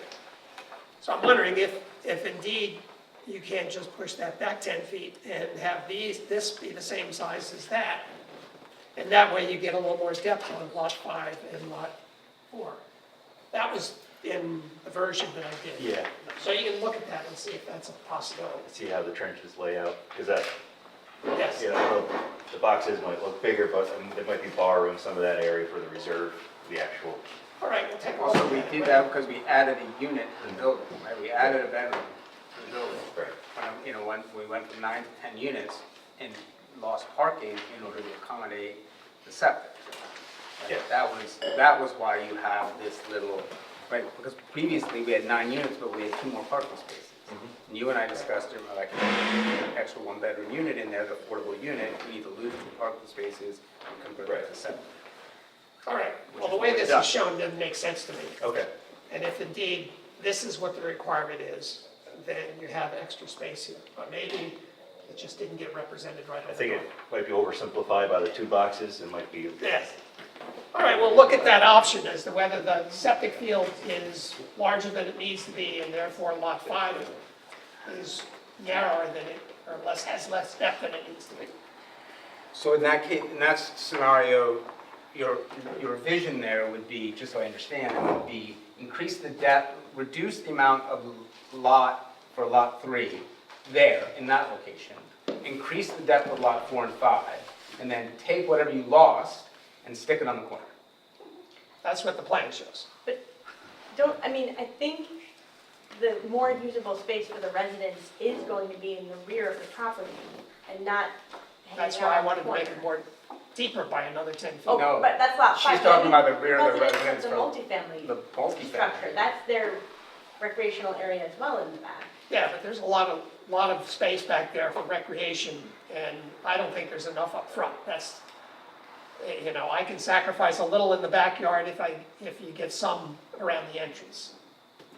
I think the other issue for us was we intentionally increased that buffer that the gentleman was speaking about, intentionally increased that buffer in that location in order to accommodate more screening in that location, because as cars come in, their lights will shine into the rear of lot 5, and we had this discussion at the trustee level with our community And that was a real concern about where the lights would shine, both to the west, to the south, and to the north. And so we increased those buffers on both of those locations in order to manage that. And I respect that and would maintain the 10-foot buffer all around those properties. and Exactly. The requirement for fencing as well, so that the lights wouldn't go in people's backyards. David, can I just get clarification on South Street? How wide is that suggested or depicted frontage for the green flag thing? How wide? 22. 22 feet. And It's measured out as 22 foot 6 and 3/8, but 22 in my foot version, it was 40 feet. 4? 40. But I was able to do that because I made the lots a little deeper and took a little bit off the back end of the lot 3. I think, I understand that you all might need more discussion. Our proposal would be to look at a deed restriction on lot 4, maintaining the lot lines per the applicant's proposal, not this one. Deed restricting lot 4, we can call it no-fly zone, we can call it any number of creative things. I'm sure David and Victoria will come up with some good language for that, but that would be our desire, both to maintain the value of lot 4, not hem it in on 3 sides with other properties. That has, if we do that, that really does have a value impact and an economic impact to the development. I think it's in your interest to make the lots as big as possible because that's how you make your money on them. It's in the public interest that I would maintain to give more protection for the historic building. And the proposal of a deed restriction on the lot would seem to be a reasonable compromise where we are precluding the opportunity for an owner of lot 4 to build on that portion of their lot in order to maintain the visual connectivity of the building to the community. And my guess is that if I owned lot 4 in the future, I'd put up a fence, even though that, so you've lost that sense of open space on the corner and visibility to the building, which is part of what I'm saying is historically preserving the view of that building from the corner. Unless David and Victoria come up with a very good deed restriction that says you can't put a fence in that The area. fence line can go, But then you can reduce the value of the lot, and that's against his The interest. codes I should have, I mean, if I bought lot 4, I would put a fence over here and up to the end, so I wouldn't see any of this. Put a 6-foot fence here and a 6-foot fence here, and do it with fencing, which is what we don't want. And my guess is you will get that, and unless you prevent it somehow, and it's hard to prevent because I've never done that before. No. And the only restriction is you can't put a 6-foot fence in front of the front plane of the building. Right, you have, if the lot, right, you have to stop a few to the front of the house, wherever that would And be. maybe on a corner lot, You're allowed to have 6 feet. Yeah, but the deed restriction will do it, and yes, it might hurt the value of 4 a little bit, but not as much as shrinking lot 4 that much more. well, why are we concerned about the value of the lot compared to the value of the preservation of open space around the historic building? I don't understand that. I I'm not understand concerned why about- they want that, but I don't understand why we want that. Well, we don't, but I think that the point is that I also don't want the big mailbox thing out to the street, because I don't think that feels natural either. So I'm saying, I'm for a compromise solution. My objection is the applicant's proposal screens out lot 3 entirely, and it makes it a wide building envelope. So I think we get some things that are good planning concepts, and that is a narrower house, a deeper house. We get more of a view of lot 3, we get more light and air coming towards lot 3, regardless of what it does to the value there. And then if the deed restriction says no fence all the way out to the sidewalk, that hurt the value of lot 4, but it, again, preserved the things that I think we're after, which is what I just stated. Well, we also would have to put, what they'll do if they can't put a fence up is they'll put up a row of evergreens. Just Fair. because if you privatize that corner, they're gonna wanna shield it. And whatever you end up with is gonna be an alley on the south side of the historic building in which you have no visibility or limited visibility of the south side of the building. But in site plan approval, I think we can do more to require landscaping done in a certain way that we can say you can't put a fence in a spot that would otherwise be allowed. I If you think put that, in John's flag and I buy lot 4, according to, John's plan here, I put in a 6-foot fence there to yeah, protect but me. what I'm suggesting is, on the lot 3, there would be a requirement for a row of trees to screen that lot 4. And so it'd be on the public side, or the multifamily side, rather than on the private side, and you'd be able to control that. But if people are gonna use this space here, are gonna use the space over here, I would still put up a fence to give myself privacy. Well, if you don't control that, if it's not in lot 4, then you can't put up a fence there. I can put a fence on where lot 4 begins. Right. I would screen me from the pathway and I think the they will. entrance. I would put a 6-foot And I think it's fence. reasonable to do that, and that's why I've shown on that sketch an evergreen hedge or row on the lot 3 side of the line. Because you want to give lot 4 privacy. That's the point of Yes. moving it back. So we need to come to a consensus opinion about this. Lot 4 is what's holding us up here. And, I think we're agreeable on everything else. We can't keep asking them to come and redesign stuff. How do we come to it, even if it's gonna be a 3-2 vote? We have to vote on something at some point. Maybe not tonight, maybe in 2 weeks, but we have to vote on this subdivision. Yeah, one question I would like cleared up is the minimum size of the septic field behind building 3, so that we know that that line can't be moved one way or the other, with the rear lots of 4 and 5. Okay. Then we'd have to take a look at the exact measurements. Right. I mean, it's unfortunate, it's not, we're right up to every constraint each direction, so I don't want to misspeak now and say. Yeah, you don't want to move put anything the we septic want. field under the parking lot either. You can do that, but it's more expensive, right? It's expensive, it's not a good practice, it might be in the code, but it's not for new construction, for longevity of the system. You have to vent it, it's just not even though you can vent it and it can get approved, it's not something you want to put your name I'm on. not asking for that. I'm just asking for more information about the maximum size or the minimum size of that back, because the way it's drawn here in the proposal didn't make sense. Okay, I mean, One is bigger than the other. so then if you make the reserve, we can show the reserve under the parking lot, and there's your 2 boxes, same size. Yeah, we've never, as far as I know, had a reserve used in the village, because our soils are so good, they don't need a reserve. So, But that's not, Yeah. They're gonna I mean, that's empirical, and that's great, but Dutchess County's not gonna go. well, what I'm saying is that maybe the reserve could go under the parking lot, because it'll never happen. Or a portion of the reserve could go under the parking lot. So it's not a huge expense if it ever happens, which it probably won't. And still have room for the primary system in the back, under green. Look, we're beating this to death. Everybody has to think about this, and we have to come and vote on something. Well, the threshold issue seems to be whether the connection to South Street is the important piece of it, right? Because we've talked about varying the size of the mailbox flag, and the reasons for it, I think, are where we might differ. John wants it to be larger, because he wants the connection from Lot 3 out to South Street to be very pronounced and for use of the occupants of, And you want it to be a little smaller. and I'm in favor of being smaller. Michael and I think it's But not fine the way it non-existent. is. I don't know how Jeff feels about it. I've already made my opinion known, about 1 and 2, and certainly the others. So basically, it's between you 4 guys now. Actually, But what about this issue specifically, the connection to South Street from Lot 3? Well, How no, important is that? my point is this. All 4 of you are okay with Lot 1 and 2.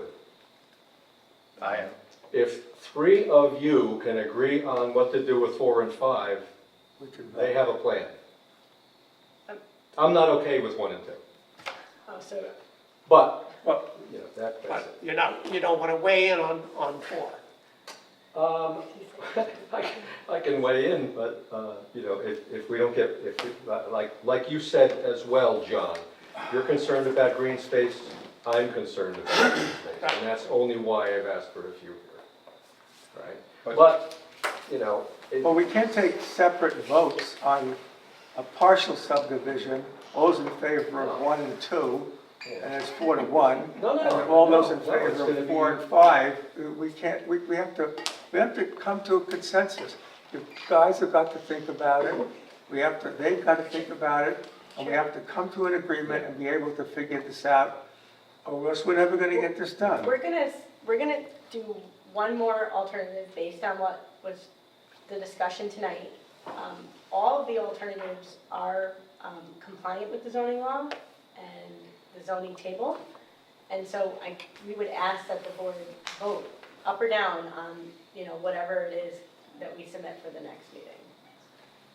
Well, let's hope we can do that. And as I said, we've had many 3-2 votes over the years, and if it has to be that way, it's unfortunate, but it'll have to be that way, because we're not going to get a total agreement by all 5 of us on every aspect of this.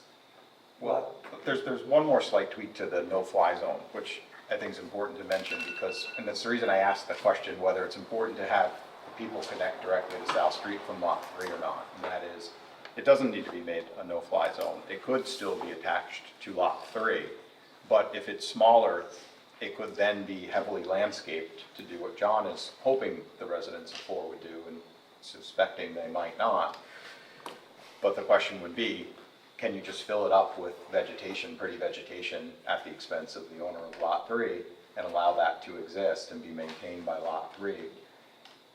Or does it need to provide access, right? So is it enough to provide a smaller mailbox flag with screening plants that we like, Willing to entertain the smaller, smaller But version? not- It won't have a Darren, fence in it, it Darren, won't I have wanna- cars in it. I'm confused. Yeah. Is the objective of that green space on the corner to allow more visibility to Lot 3? Or is it to have more green space there? Because if you have significant green space there, you're not going to have a clear view or access to the building. I mean, significant landscape. Screening. that's how you landscape. So in other words, if you were to do what this proposal shows, but shrink the head of the golf club downstream, Slice two it ways off here. there's 3 ways you can think about it, right? One is with this deed restriction, which then leaves that area in the fate of the future owners, right? And if we don't deed restrict out a fence, somebody could put a fence there. We certainly won't deed restrict out plantings, so they could fill it up with 70-foot tall trees, which would block the view of Lot 3. The other thing would be that we could do is say it's part of Lot 3, and we also want it filled with vegetation, but then we could talk about what that vegetation may be. It doesn't need to be 80-foot trees that block out Lot 3. It might simply be some attractive low hedges or something that would help Lot 4 and still give you the view of Lot 3 and a sense of arrival at Lot 3. And then the third scenario, which John, I think most advocates for, is keep it as part of Lot 3 and develop it not just with pretty landscaping, but a nice walkway out to South Street or places for people to sit on benches and things like that. So I'm suggesting there's sort of 3 ways to look at that.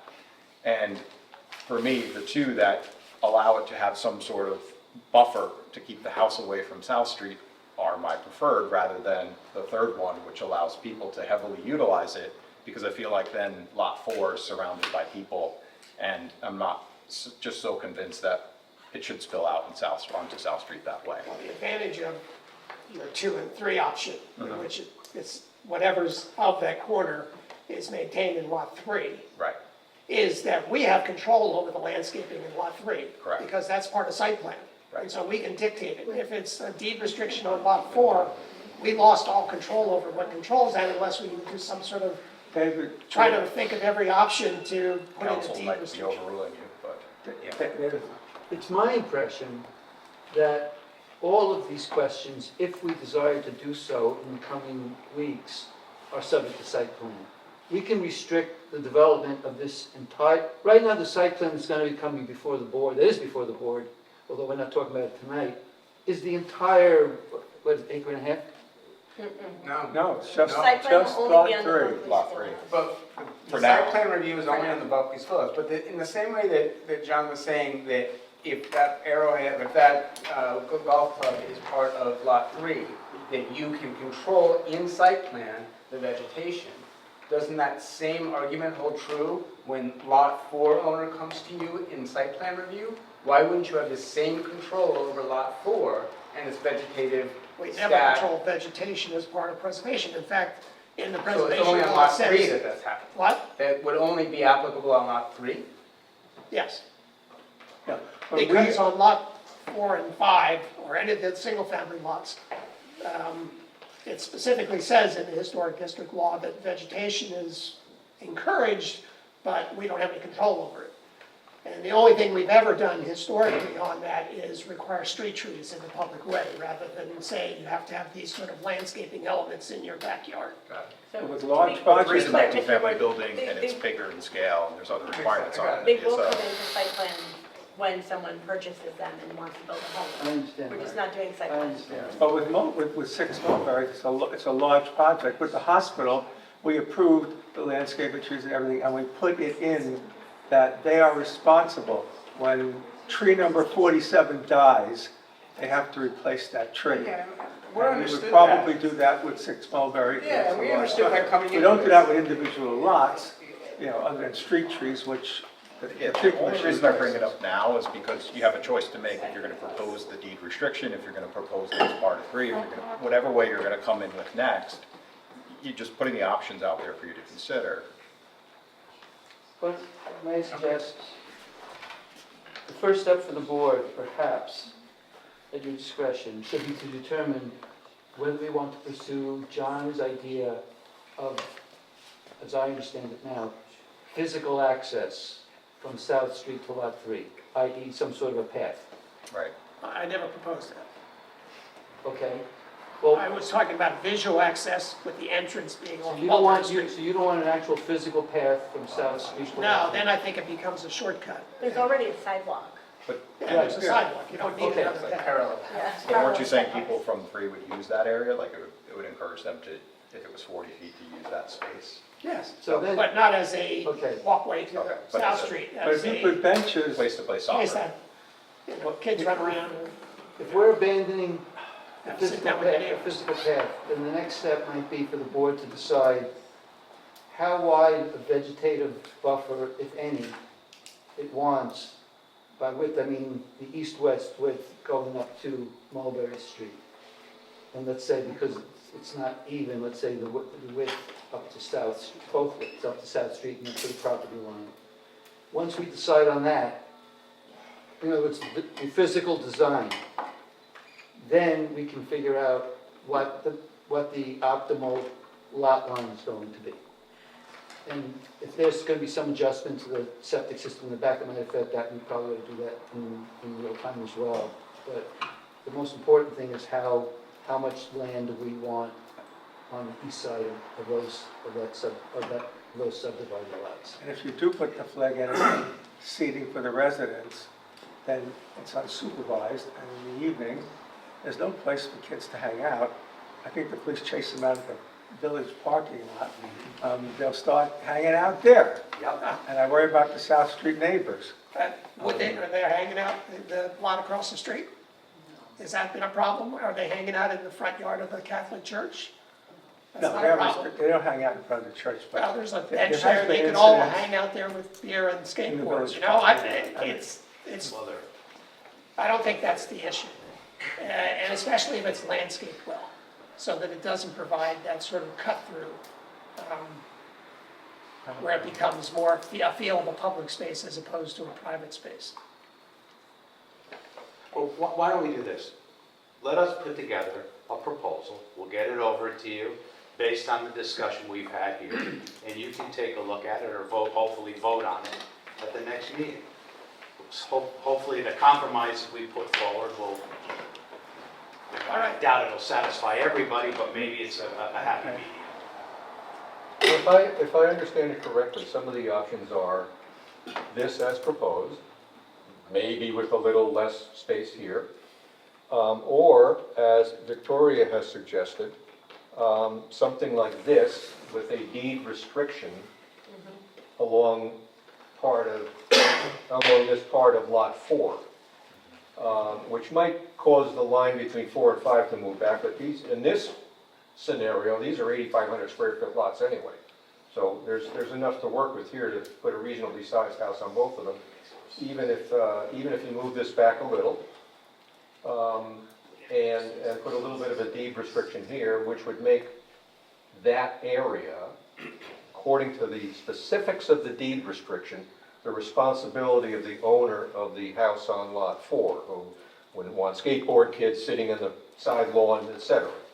Right? Is that right? That's an option. Yes. So that's something that we want to go back and talk the pros and cons about, and we'll come back and present something. Okay. Yeah, but we want to have it to them in advance of the meeting. Yeah. A question, sir, your name for the minutes? Brian Hildenbrand? Brian Hildenbrand. You're the engineer? Correct. Is it B-R-I-A-N? Yes. Thank you. And then while we have Mr. Hildebrand here, do any of the board members have other questions which he can answer so that they're using his time Yeah. effectively? I do, but you gave us a bunch of regs, and when I looked through them, what I saw is in the regs, your septic field has to be 10 foot from the property line and 20 feet from a dwelling. A dwelling with a full basement and a footing drain. Right. And so it can be less for a driveway, a garage on a slab. And there's no requirement for the reserve to be so much distance away from the primary.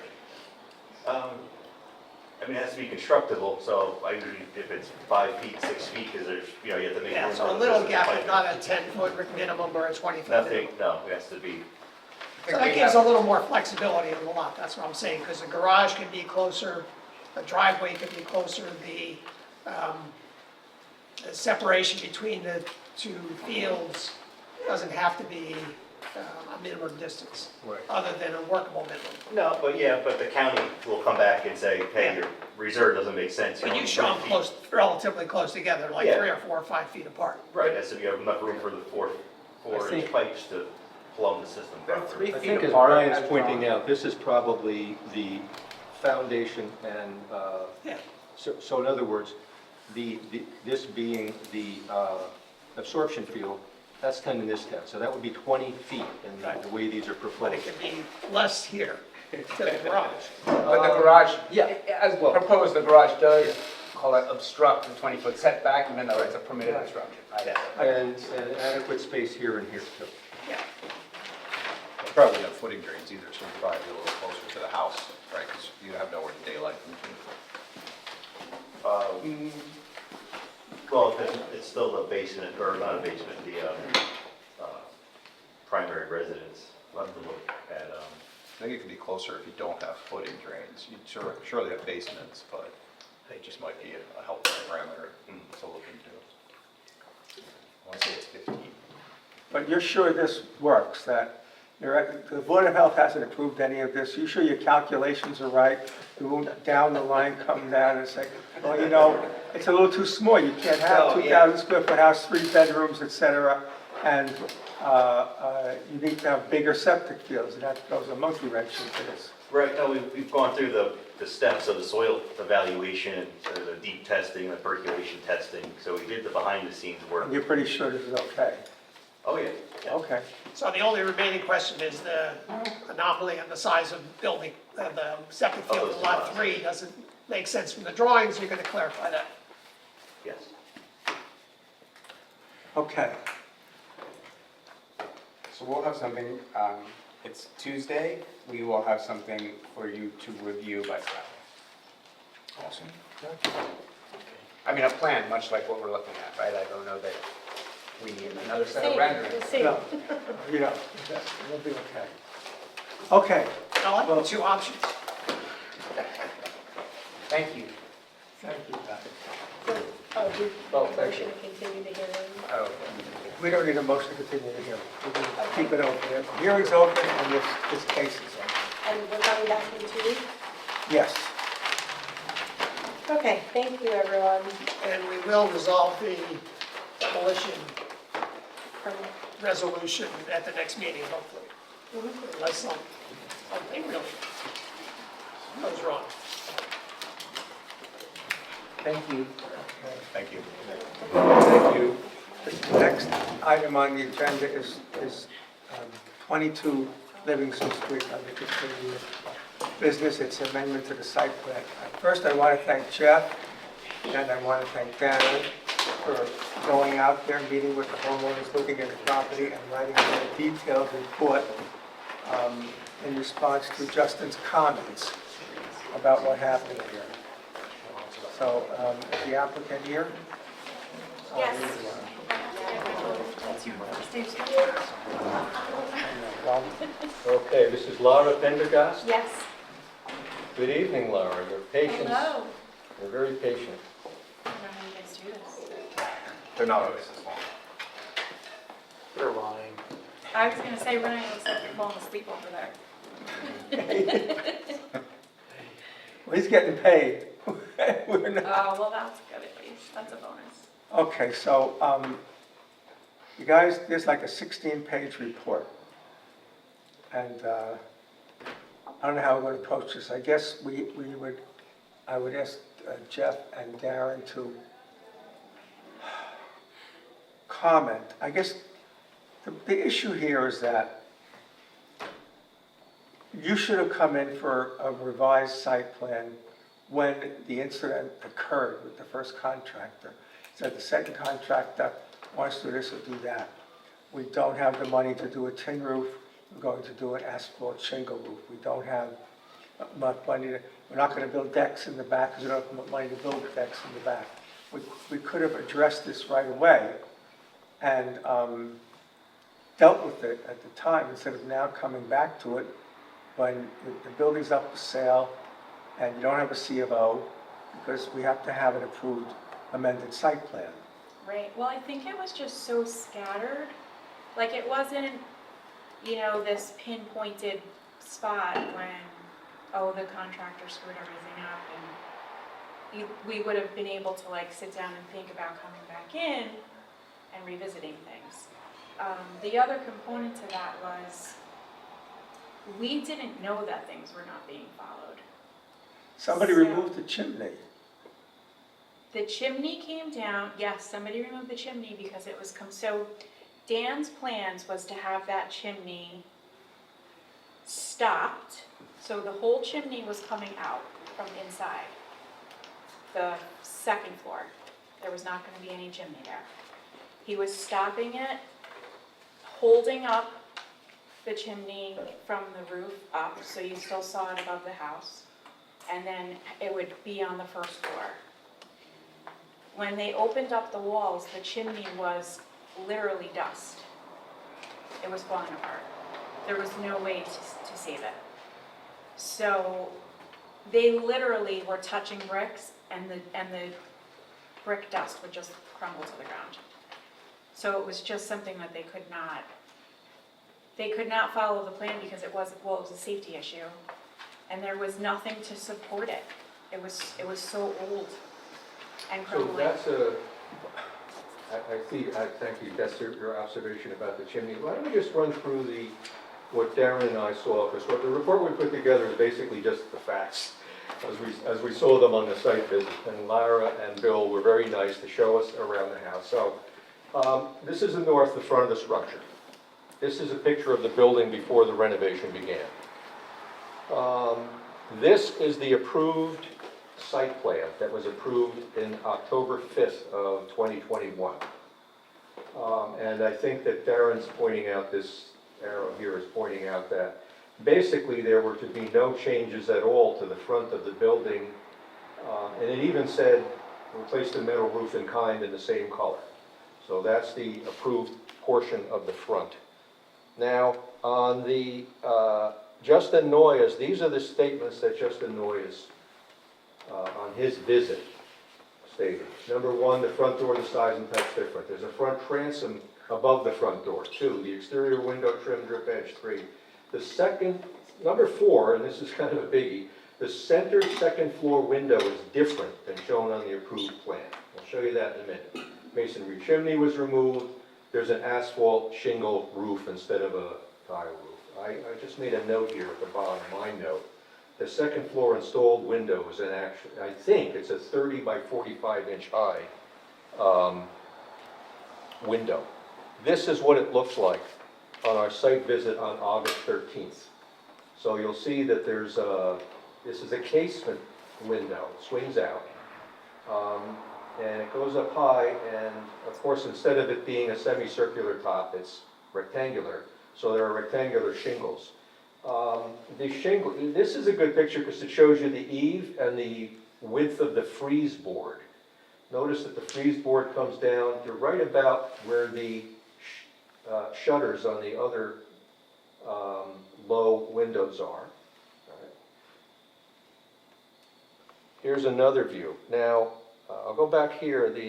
It's a little hard to see because this was on our visit on the 13th, and it was basically just a door with a flat panel, white panel with the house number on it. While we were there, Darren had suggested one option would be to put a fake transom window above the existing door by putting a black background in and putting a real window in front of it. It's not something we had a chance to all agree to, but they went ahead and did it, and so now we can see what it looks like. And in this picture, we see what the implementation of a transom window above the front door looks like. And this happened after our visit. Just to pause you there, the reason it was faux is because the second floor framing is behind that transom window. So Yeah. it's basically a window to look at framing. Was the framing always behind that window that used to be there, the transom window? Yes. I think, The door was shorter, was the Yes. difference. yeah, we measured the inside. If you go back to the original approved plan here, it's a little hard to see, but you can see that the ceiling elevation on the first floor is 7'8" 3/4", so it's just under an 8-foot ceiling. So and you'll see that the line of the ceiling was matching the top of what would have been a replacement transom window. And we measured it, and it was 7'8" 3/4" inches above there. But because a door that wasn't as high was installed, there wasn't as much space there. Going back so here's what that looks like. Here's what the transom looks like now. Here's what the, Before you get off that transom, I had a question. The glass is funny in that transom. It looks like plastic as opposed to glass. You get a weird, looks like plexiglass rather than, see the reflections or Yeah, like wavy? I noticed that too. Do you know what the material is? Is it real glass or is it plexiglass or is it I believe plastic? it's real glass. I think he went to Hoffman's and found a piece of glass, cleaned it all up and used it to put behind that. And then behind that is just, Darren had suggested like a black fabric of some sort. So that's what's behind there. Yeah, so it is a historic transom he found, but I'm not Right, sure or whether maybe he a put real basement glass in window, there. I don't really know. It's probably real glass. I think it's just the way the black is applied, so it's creating a mirror. There's So it's reflection in the back of door, window, too. So it just Yeah, might it be. looks like It's a real wavy quality. Yeah. John, there's a reflection in It the could door just be too. my picture, I mean, I No, I walked by snapped it today and Oh, looked you at saw it, and I said, there's weird, something's not right. It doesn't look like glass. I think It looks like it has a, Yeah, the black is creating a mirror, so I think that it's a function of how close the black is to it. but I think one of my main problems is the transom light that originally was there is gone. And this at least recreates the transom light there. Yeah, I think the only, the thing with the door growing a little taller, I think the transom just wanted to be a little shorter than we want, just so that it occupied the same space under the roof, but mission accomplished in form. So I at least appreciate it. If you Yeah. did go out and find the transom window and put it back in, that would have the original, that's the second best thing you could do. So my main concern is, and our always concern, is the front of the house that faces the street and the people see. Right. And so the biggest transgression in my mind is that window on the second floor. Right. I don't so- know how it went out. I know what happened to the curved shutters. You can buy a Keller or a Marvin window with a curved top. Well, so we had this discussion last time. It was actually always a rectangular window. So when we placed the window order, it stayed a rectangular Wait. window. When you say it was always a rectangular window? Yeah. What do you It mean was by a that? rectangular had a- sash behind a trim that was Okay. circular. It So- So just from had the like exterior, it was circular. Correct. From the interior, it was Oh, I see. rectangular. Yes, so the interior was always a rectangular window, but there was kind of like an overlay, semicircle piece of wood over it. So it always gave the appearance of having an arch. But it never was an arch. So when they went in to replace the windows, they replaced exactly, they were supposed to replace exactly what was there. That one window, we believe, was supposed to be in the room that's to the right side of that. And the window that's to the right side of that in that room was supposed to be there. Because that window is a casement. The casement was supposed to go into my son's bedroom, I believe. That window opens, so this is a living space. That's a bathroom. Okay, so So, the window was operable. Double A hung. casement was placed there and it shouldn't have been, is the problem. Because we can't now place that overlay over it and be able to open the window. Right. And it's a bathroom, you want to be able to have, the breathe, so the back, our master bedroom is, the whole back master bedroom is windows. And then we have the hallway going to the bathroom. And that cross breeze is delightful throughout the house when that window's open. So our plan, my dad is a retired woodworker. He's looking at a way to build some sort of structure that would retract with the window and open with the window. So when the window's closed, you have the appearance that it's an arch still. But that arch would crank out with the window. That would look really strange on a historic I building. mean, that's Depends on the depending, woodworker. but his other goal is to make those shutters circular on the top. But with the window being a rectangle, those shutters being circular, it wouldn't look right. So we're kind of, we don't know what to do. We don't know My what to do with that suggestion window. would be to go to Hoffman's or someplace else, buy a sash window and put the circular trim back on, based on the picture. A double What? hung, a double hung window. Yeah, Like, double. So, Yeah, so that essentially recreate what's there, Yeah. what was there. so you're thinking of tearing things apart, taking that brand new window out.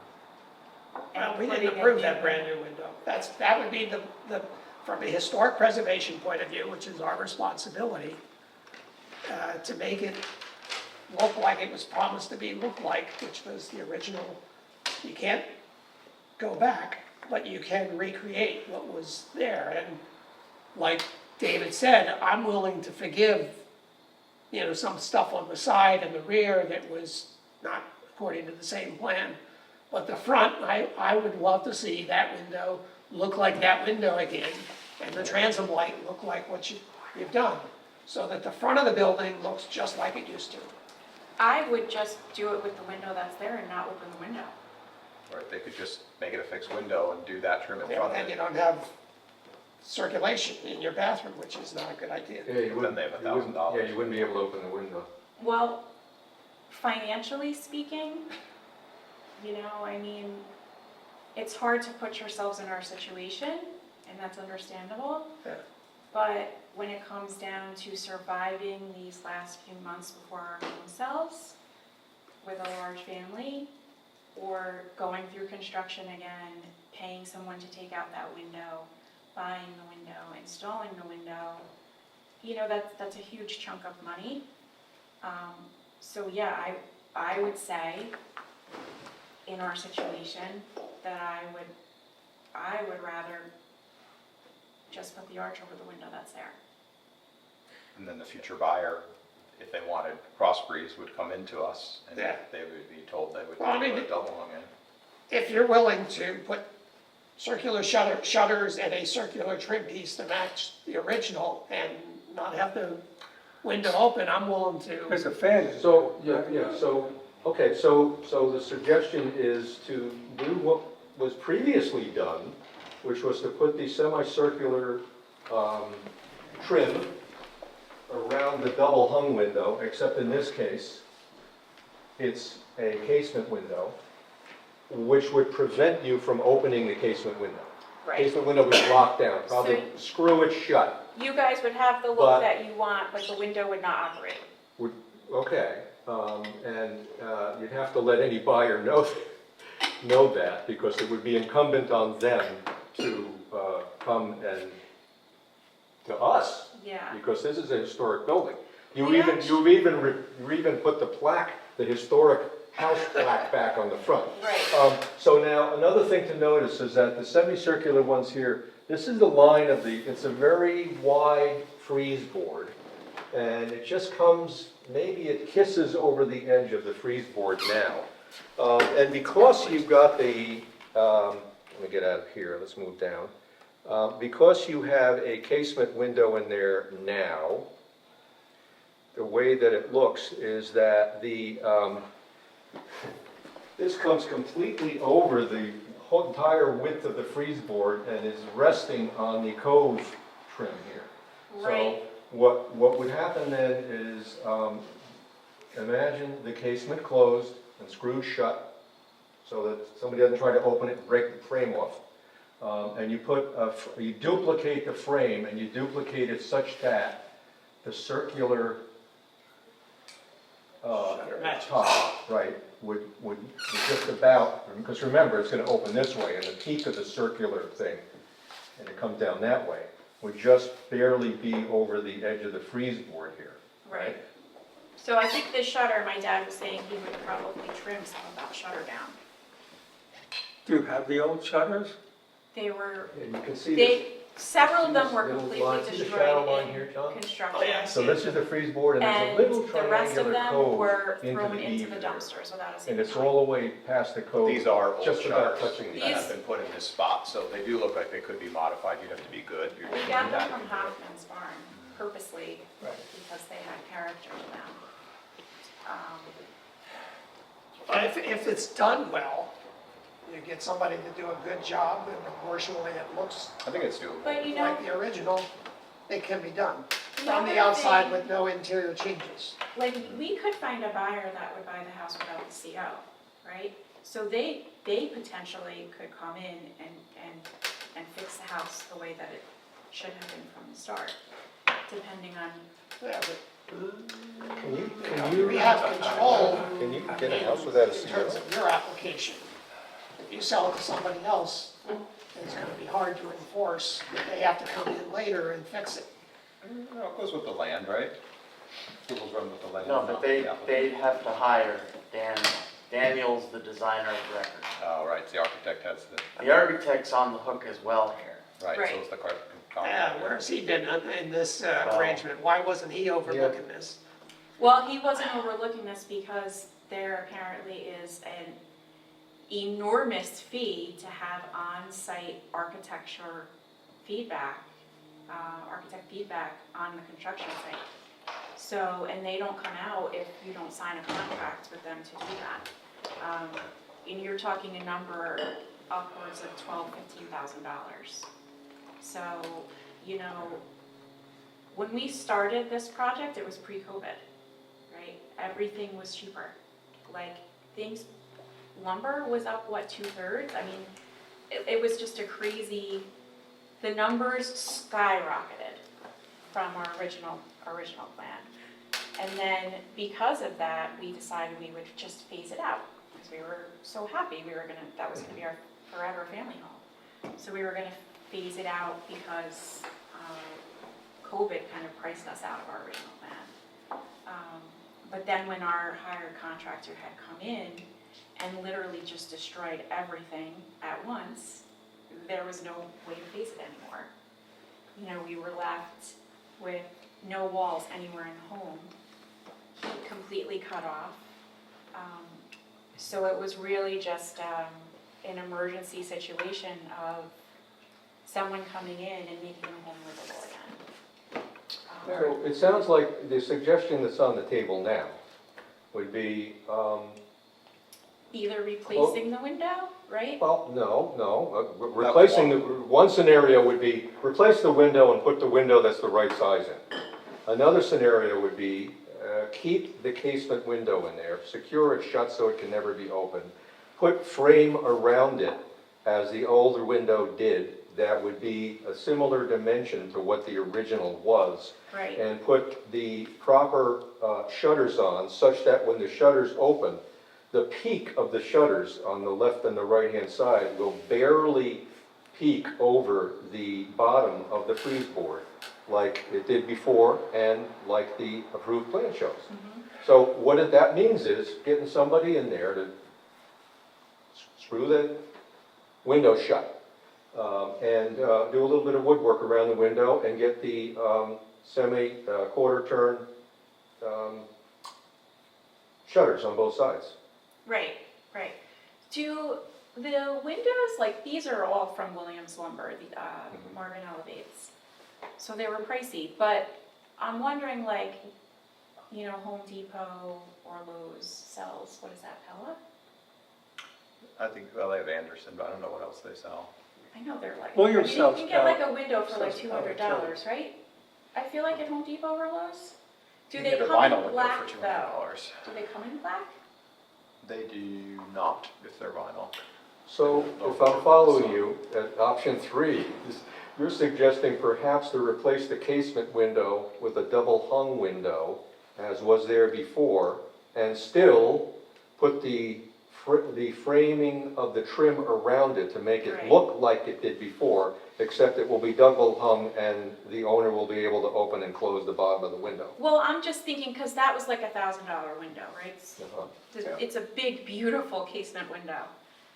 That's really not an option for us to replace that exact, you know, price that window. But I remember just looking, this is going back maybe 5 or 10 years ago though, looking in Home Depot or Lowe's and you could buy a window for $200. You could, Um, a long time ago. a long time ago, I don't know if that's still an option. It won't fly in the historic district though.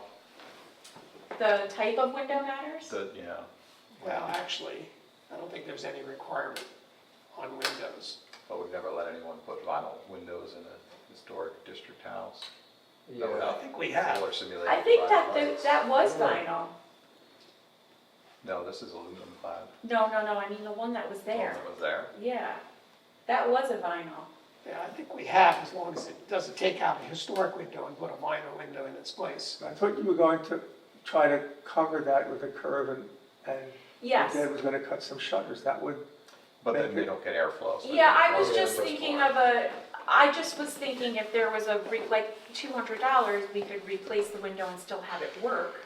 That would be something that would be doable. a vinyl window is. I would- cost. Unless Laura, I maybe like Craigslist or, you know, Facebook Marketplace, you see that a lot. I mean, you might be able to find an old wood window of that size that could be cleaned up to make work, you know, something like Right. Zaborski's in Kingston or Hoffman's or somewhere Yeah, locally. you go to the antique places, they have stacks of Right. windows of all sizes, shutters of all sizes. But Now didn't you we're- mention the window, that window is intended for somewhere else in the house? And by the way, it appears the contractor kind of mixed up where the windows went in many locations in the house. But I is think the that window was- that was purchased for here potentially just in another location that could be swapped? I mean, it may require a little carpentry, but if you own it and it's just in another room. I'm gonna have to look at that. From what the new contractor said to us, he was under the impression that that casement was not supposed to go there. As to where it was supposed to go, I'm not 100% sure. Okay. So- It might have been on the lower, on the first floor, left side, there was a window shown in the plan that was not installed. Maybe that's where that was supposed to go. Really? Yes. So Yeah, we're but- missing a window? Yes. There were windows that were not installed, the porches were not built. If we can remove the knots and just, the other 3 sides are something that we're not comfortable with. Yeah, you see, That's here's what the, I need to yeah, do to. here's the agree. plan. Yeah, let Jeff finish. Here's the left side. See this window here? Yes. Okay, here's what actually happened. There's no right? But there was a No, window it's put there, up. it's under the Now, steps. yeah, what did get put in, which was not on the plan, is this window up here. That was done because our contractor made the point that our daughter's bedroom would have no window for an air conditioner. Well, in the 21st century, there's a lot of technology options for air conditioners that don't require a window this big. Well, this Um, was part of the financial Yeah, issue. and my only concern with this window would be, which is quite visible from the street, the upper left-hand corner of the window looks like the frieze was chiseled out with a hand chisel, you know? Well, that's a double hung. Yeah. Maybe, yeah, well, if that's a similar size, maybe you could move that to the front. That might have been the window for the front. Maybe, After and frame all. around it. Yeah, that looks, from what It you also can see, looks looks like an narrow. old window, or at least a replication of an old window. Yeah. So maybe you can swap the casement with the side window there and have circulation both ways. That would be possible. Yeah, well, that's a fairly narrow and high window, so I think you might be right, Darren, that might have been, That should be the same size that was, Although the casement. that was ordered, that Walker. window was actually ordered by accident. It was Uh-huh. sitting downstairs, we were Yeah, going to sell it. yeah. Um, maybe they'll pull it And we back. ended up using it in Belle's room, but it should be the same size as the two downstairs windows, the living room and the dining room, because they were ordered together, only two were Okay. supposed to be ordered, but 3 came. Yeah, Just so that maybe window eliminate is it, like move it to up the here. front. Summer's over and the new buyer can decide if they want This- any Right. splits or This whatever. here, when we had the visit, we were kind of assuming that this was a air conditioner through the wall. It was a very old molded, that whole wall was completely Okay. wet, ruined, molded from that air conditioner. Oh, okay. So it was all removed and thrown out. Okay, so this was an air conditioner. Yes, because For that the used to room. be the master So bedroom. instead what happened was a window got put up here that goes into the frieze, a large window. The grate was not installed and let's go to the picture. And a light was installed above the door there. Yeah, is that not allowed? Well, it's down Because we facing, which use- is a good We thing to use that start with, door. but It just wasn't on the plan at all. It's not that it's not allowed. yeah. Because our electrician actually did it for us because our kids use that little deck out there and those stairs, so he put it up there so they could see better. Just to finish up, so here's the right side of the building, the west side. And what happened here was, there was a window planned over here, kind of offset from this, beneath it. The grate was to be removed. What actually got installed was a wider 8/8 window beneath this window. And you can actually see where the old window was removed. Yes, because that's stairs now. Yeah, so this is like a wider, you can see that the width of this window is almost as big as the upper window and shutters. So the stairs, the plans for the stairs got changed when they were while they were on the job, because the plans did not work on the job site. They needed more space to do the stairs that they Oh, needed to do. because the stairs are behind this planned window? Yes. And so that's why this window didn't get, well, did they? Right, so it was Did they shifted. actually, here's an interesting thing, did they actually put the window in and then decide the stairs didn't work with the stairs? Because it looks like that's about what got removed from here.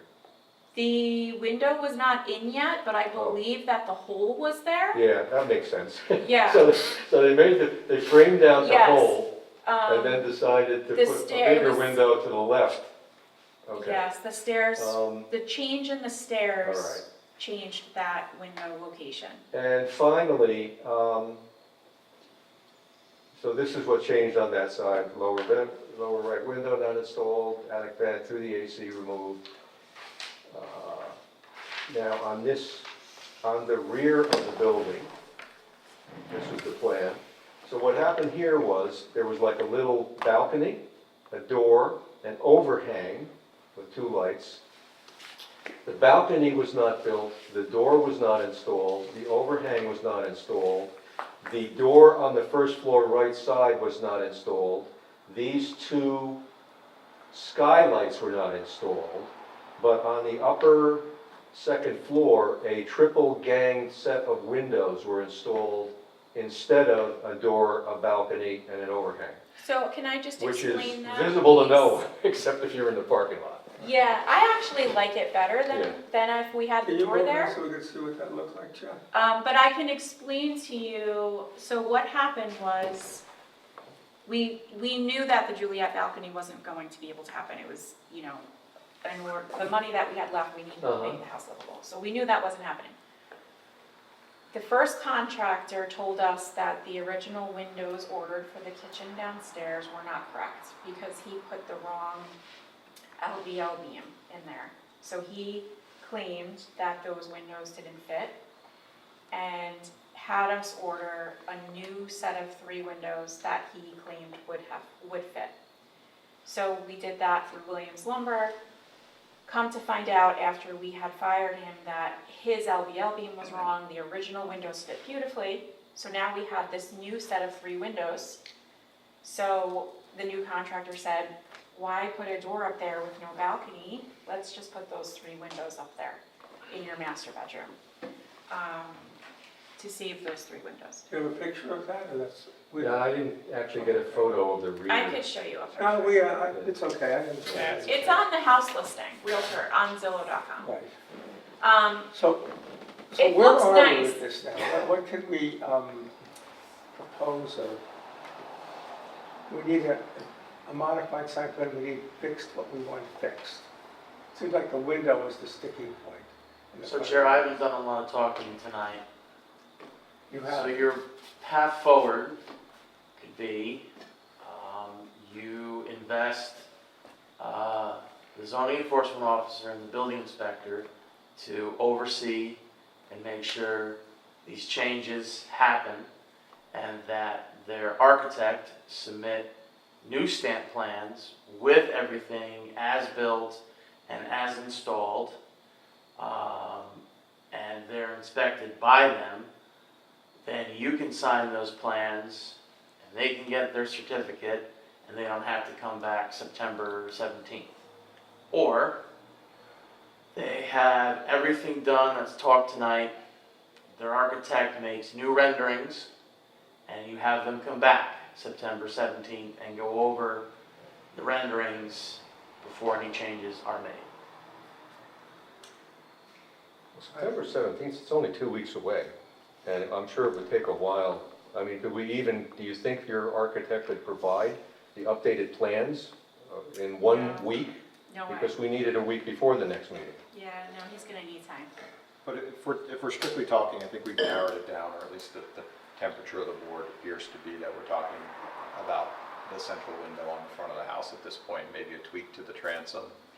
We have that detail, right? So to make them come back to draw exactly what was originally there when you looked at it from the road, not talking about what windows behind it, is almost pointless because we have it right here from the prior submission. we could approve the 4 photographs as built plans. Well, I'm not, I mean, you know, yeah, I mean, the as-bilt's a different story, but I think the details of how to recreate, right, the word we're looking for is recreate the arch at the top of the center of the house. that's our sticking point. That's the sticking point, and the details are here, right? So it just sort of wants to go back, or that original photo, to exactly what that looked like. And Right. whether that's buying a new old window We could and figure putting that it out. behind it, Yeah, building we out could in figure front that of, out. right? So we talked about a couple We're gonna need a options. little, like at least a month, unless we have somebody that wants to come in and buy the house quickly, which we don't at this moment. Yeah, I think you have all the time in the world, it's just when you can close out your permit, right? Right, So right. the only gun to your head is if you have someone who wants to close next Right, week. and we they want don't. the permit closed, Right, you have to do that work quicker. right, So we'll meet the first Tuesday of October, you could come back then. But okay. I want to emphasize that it's a recreation of that window, so that what Right. the sashes are doing is sort of irrelevant whether they move or not. But the way that arch is built, we've said trim and we've said shutters, but what we haven't said is siding, right? So there's multiple pieces that make that all go back to the proportion it was. Right. It may affect the freeze board a little bit, your dad may have to modify the shutters, but what we're after is that tan photograph at the end of the day, and its relationship, that window's relationship to everything surrounding it. Okay, do we have some play with window size? I think you can probably cheat the window size, I don't know what the board thinks, but in the same way that you're cheating the arch in front of the Right. window, if you had to cheat trim in front of the sash just to make it work, Right, I don't know that from the road, and as long as it's imperceptible from the road and it doesn't encroach on the lights, the glass, in a way that makes it odd, okay, you might have a little bit of play there. okay, But I would encourage you to look at that side window, and it might be the perfect solution, and perhaps even just eliminate it from the house, not even bother putting the casement window in its place. right. But I think you have 3 or 4 options for how to deal with the sash, but very few options on how to deal with the way it looks from the road. Right. I To would Ryan's say, question, do we need architectural drawings to do any of this? I don't believe we do, as long as we have a mechanism to say, putting it on the record that we want to see that, right? So, We would greatly appreciate not having to rehire Dan to do extra drawings, so wherever, if I could put my input into that, if you guys are comfortable with, allowing us to. So let me just jump in here, Laura, Yeah. just to Go ahead, Ryan. just to let you know, you're gonna have to rehire Dan. No, I understand that, Because at the very end, for the when as done, right? the as-built, for the Right. building inspector to look at this and say, whatever's done, it was done to code, and what's there, Dan's gonna Right. have, his stamp and signature Right. has to be on there, unless Right. But that's not as Unless you intricate as the original pick someone plans, totally right? different. What? Like that as done, it's not as intricate as the original plans, right? It's more, No, it is. it is. It is. well, like, for example, here's the plan. We're seeing this is the plan. So, I mean, and he has the drawings. Right, just And has what to he might modify do, that. what he might do is just modify the drawings so that Right. we have an as-built thing. He Right. won't, he's not doing anything from scratch. Right, He's not saying, well, how big a house do you want and all. He knows all the dimensions of the footprint. sure. Because the interior, there was really only one change, the back door pantry change. I don't think we need interior I don't We know don't if the need building interior. department We needs just it, but need, you not see us. these, Okay, so he just needs to do outside stuff. yes. Gotcha. as far The as front I'm plan concerned, doesn't right? change, the front Right. doesn't change because that's what it needs to look Right, like. right. And then the sides, you just take a window out, put a window in, whatever you do. Okay, that's simple. But you want it to look like it's supposed to look like. Right, And could I just suggest that maybe you just, if your dad's gonna do it, you just have him draw a sketch or make a little model or something and talk to Ryan and see if just submit it. the Yes. CEO or one of the Yeah. members of the board can come out and just confirm the measurements, right? So you don't Right. wanna do it twice, right, or a third Absolutely. time, right? So I would Okay. say we'd be willing, someone on this board would be willing, I'm sure, to eyeball it and say, look at the picture, it doesn't quite Okay. match here, I think you have a dimension wrong or something. Right, Just to keep you out of having to do a redo. Right. And come back to us again. And that sounds, I think, reasonable. that's perfect. I don't Suggest, think we right? could mess with the shutters until we find a window anyway. Right, but So- however, just to your point about, you asked if you had a little wiggle room with the dimensions of the window. The dimensions of the window will determine where the peaks of the shutters lie on the building. Right, So if we look at this picture here, we see that the peak of the top ground on both shutters just peaks over that wide freeze board, right, okay? Interestingly, on the plan, they don't. Well, they don't show the freeze But- board. As wide as it is. Okay, that's probably It's kind of why. The there. plan doesn't show the freeze board. And I think that the shutters shown here are actually narrower than would fit that window, would close on that window. So my point is this, be very careful if you want to look for another window, that the thing is, it needs to pretty much match this. You'll notice, let me draw a line for you. You will notice that the sill of these 3 windows is on the same horizontal line. right, That's one dimension that's fixed, right?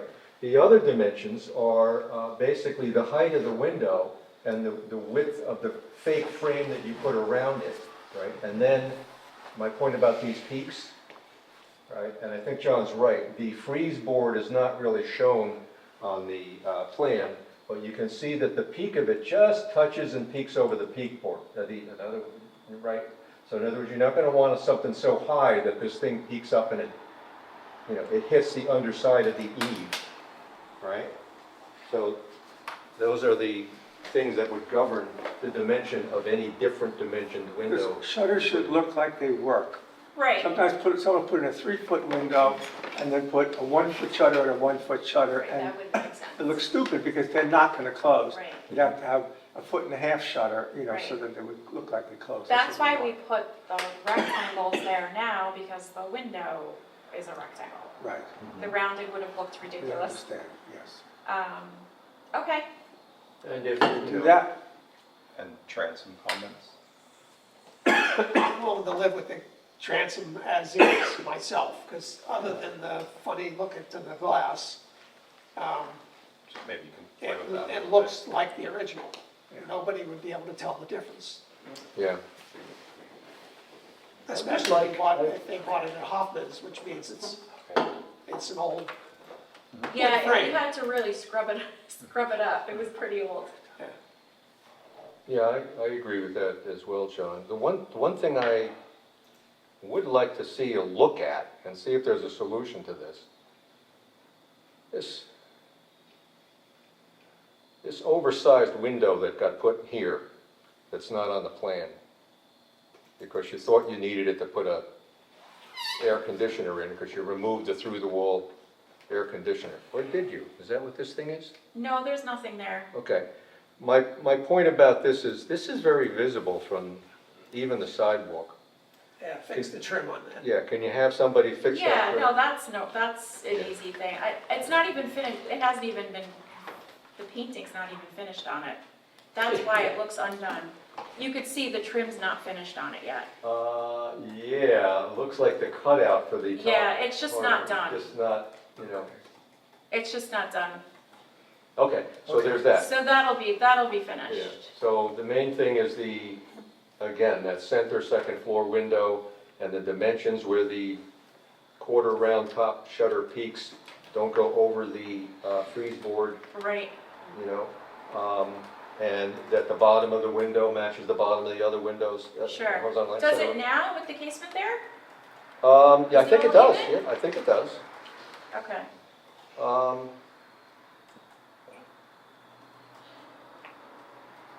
Yeah, it looks like it.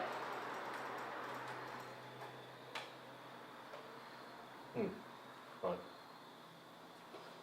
let's go up, I think. Yeah. Oh, here's a better one, yeah, you can see they all appear to be kind of in a line. Right. Well, actually, this looks lower than that, but, Yeah, but that might be visually off because yeah, but maybe that's the the angle. same as the other side Yeah, maybe the angle, from the front of the house, yeah. right, but you see how way high over the frieze board this corner Right, goes? right. That the peak of the half round ones Yeah, should be like down here, sure. not up here. Which would make sense when the window's curved. Yes, But to do that with the rectangle didn't look right. yeah, okay. All right, All right, so get the drawing to Ryan so he can share it with us. okay, Your dad's thinking of doing. perfect. October 1st? We're thinking October 1st. Well, If they're ready. It's just a shop drawing. Are we going to require them to come in and show that, or is it just something to confirm that they don't move forward without the right plan in mind? Can you guys approve that and then we could just get to work on it without us coming in? Yeah, my suggestion was more like, can and Justin look at it, ask someone on the board to eyeball it, just to confirm that it's going to look the way it's supposed to, or do we need them to? Aaron, do you want to make a motion? I would make the motion that they don't need to come back to us formally if it's just for shop drawings on the upper window. Yeah. But I strongly suggest they submit them. So the shop drawing should show then, by the way, dimensions. It should show that the horizontal line of the three windows is the same. It Sure. should show that when you put the shutters on, that round peak of the shutters is at or maybe barely over the bottom of the frieze board. Right. Show the frieze board on there because it's not shown on the regular plan. And then that will give us confidence that it's not, kind of invading up to the eve the way this is. Right. I'm happy to make a motion to wrap all this up, so I'm making a motion that, what? What, yeah. We approve the as-built plans with 2 modifications. But we're not motioning, We haven't seen we're not it yet. making a revised site plan approval here, we're simply just, You can't, no. so guys. there's not anything to No, make a motion. There's No, nothing no, to no, make a no, motion. no. So we have to just wait, We'll wait. yeah. Draw your picture, get it to Okay. Ryan. We'll all take a look at it. One of us, Ken, Justin, one of us will stop by, look at it, say it's gonna look good and stuff. And then you can get your architect to redraw it, and we can make, whatever meeting we get the plans, we can make a motion to approve the amended site plan from the as-built plans. And the transom window The tweaks, transom and then window. Jeff's point about the side window, And the free side board window. relationship trim. Those are the three What things. did you want us to tweak with that transom window? Just the way the influence, what appears to be the influence of the black background is having on the window. It's, when you create a mirror, you basically paint glass and it creates a mirror. Okay. So it's creating maybe a reflection or a weird weightiness in the glass. Okay. That makes it look more like a mirror and less like a window. Okay. So maybe it's just something about the relationship between the backing material and the glass. Okay. But it's to avoid that sparkle effect that you see there, that Got makes it. it look like plexiglass. There's a tree So it on the might just be glass something of the simple. Okay. window, of the door itself. It disappeared. Yeah, you can see the, It's the same thing. I don't think it's anything different. it just It looks a little may just wavy. be fine, but yeah, it may just be the photograph, but you see. Yeah, you saw the it tree first. is in the window here, Yeah. and the tree's in the transom. That's the tree. It's glass reflecting. It's just reflection, yeah. It's just a reflection. As long as it's reflecting Like a similar. regular Take a look piece of at it. glass. And it's just reflecting differently than the glass all around it. Look at the one Right. above and stuff. Yeah, I don't So know. if it's being caused by something Okay. man-made, it might just be something you could easily space the black away Okay. from the window to correct. Okay, all right, perfect. Thank you. We're all done? Yeah. Sorry to keep you out of school. Thank you. Now, first day back tomorrow. Thanks, guys. Next item. 6370 Mill Street. Victoria, you do signs? I do it all. Why is Paul not here? Wow. We usually have Paul. Oh, that's a low Paul, blow. because Paul didn't do the sign. Oh, Paul didn't do the signs. Wow. Not to say he has a monopoly on Rhinebeck. He might. I mean. He might. You have the materials, but the idea here is that it was designed for anyone who's old enough to remember the Benson Frost sign. It said Frank Asher and Sharon Spencer Frost, attorney at law. I have pictures of that from the 1940s. Yeah, so it's now going to match that same shape. It'll be wood. It's already been made. It has copper flashing on top. There's another picture right there. And it'll be hung on the existing bracket, which has to get moved up a few inches so that it meets the height requirement. Otherwise, very simple. I had a comment. So in the application, you have listed the square foot linear frontage of what's supposed to be the building is 44 feet. That was based on parcel access, yes. Okay, so because I went out there and checked it out this morning, so I think the property's 44 feet wide, but the building's 25 feet wide. So if we're Okay. looking at the building frontage So it's divided by 2, 12 and a half. it'd be 12 and a half as your max allowable. So I'll Which have to still, go out and actually measure. yeah, I measured it this morning, it was 25 feet, the building. Mm-hmm. So I think you're fine, you have enough square footage to do it, but just to get the record correct. straight so that if you come for Sure, the sign. I can submit a corrected application. Yeah, it's nice that you have it looking the same as the Benson Frost Frank Asher But you know, sign. the owner here is a history buff. Yes, I know. And this is the existing place, Right. hangar, right here? Correct. Yeah. And what's this, this is the big light hangar? What's the idea with this light? It shines on both sides of the... I emailed Victoria about that, because on the application, it says the sign will not be lit. right? It's intended This to be is sunlit. a year old, Jeff, so I don't Okay. know, since they've taken ownership Oh. of it, if they've removed that light. I emailed Victoria about that on Friday. Yeah, I tried calling Howie, I couldn't get an answer. I mean, the light can be moved, I don't think it's that light anymore. But it's not intended to light the sign, that's just supposed to be an entrance light. It's like the steps. Yeah. So would the applicant be satisfied not to have the sign lit? Sure. But they still want a porch light. They still want the porch light. One underneath going up.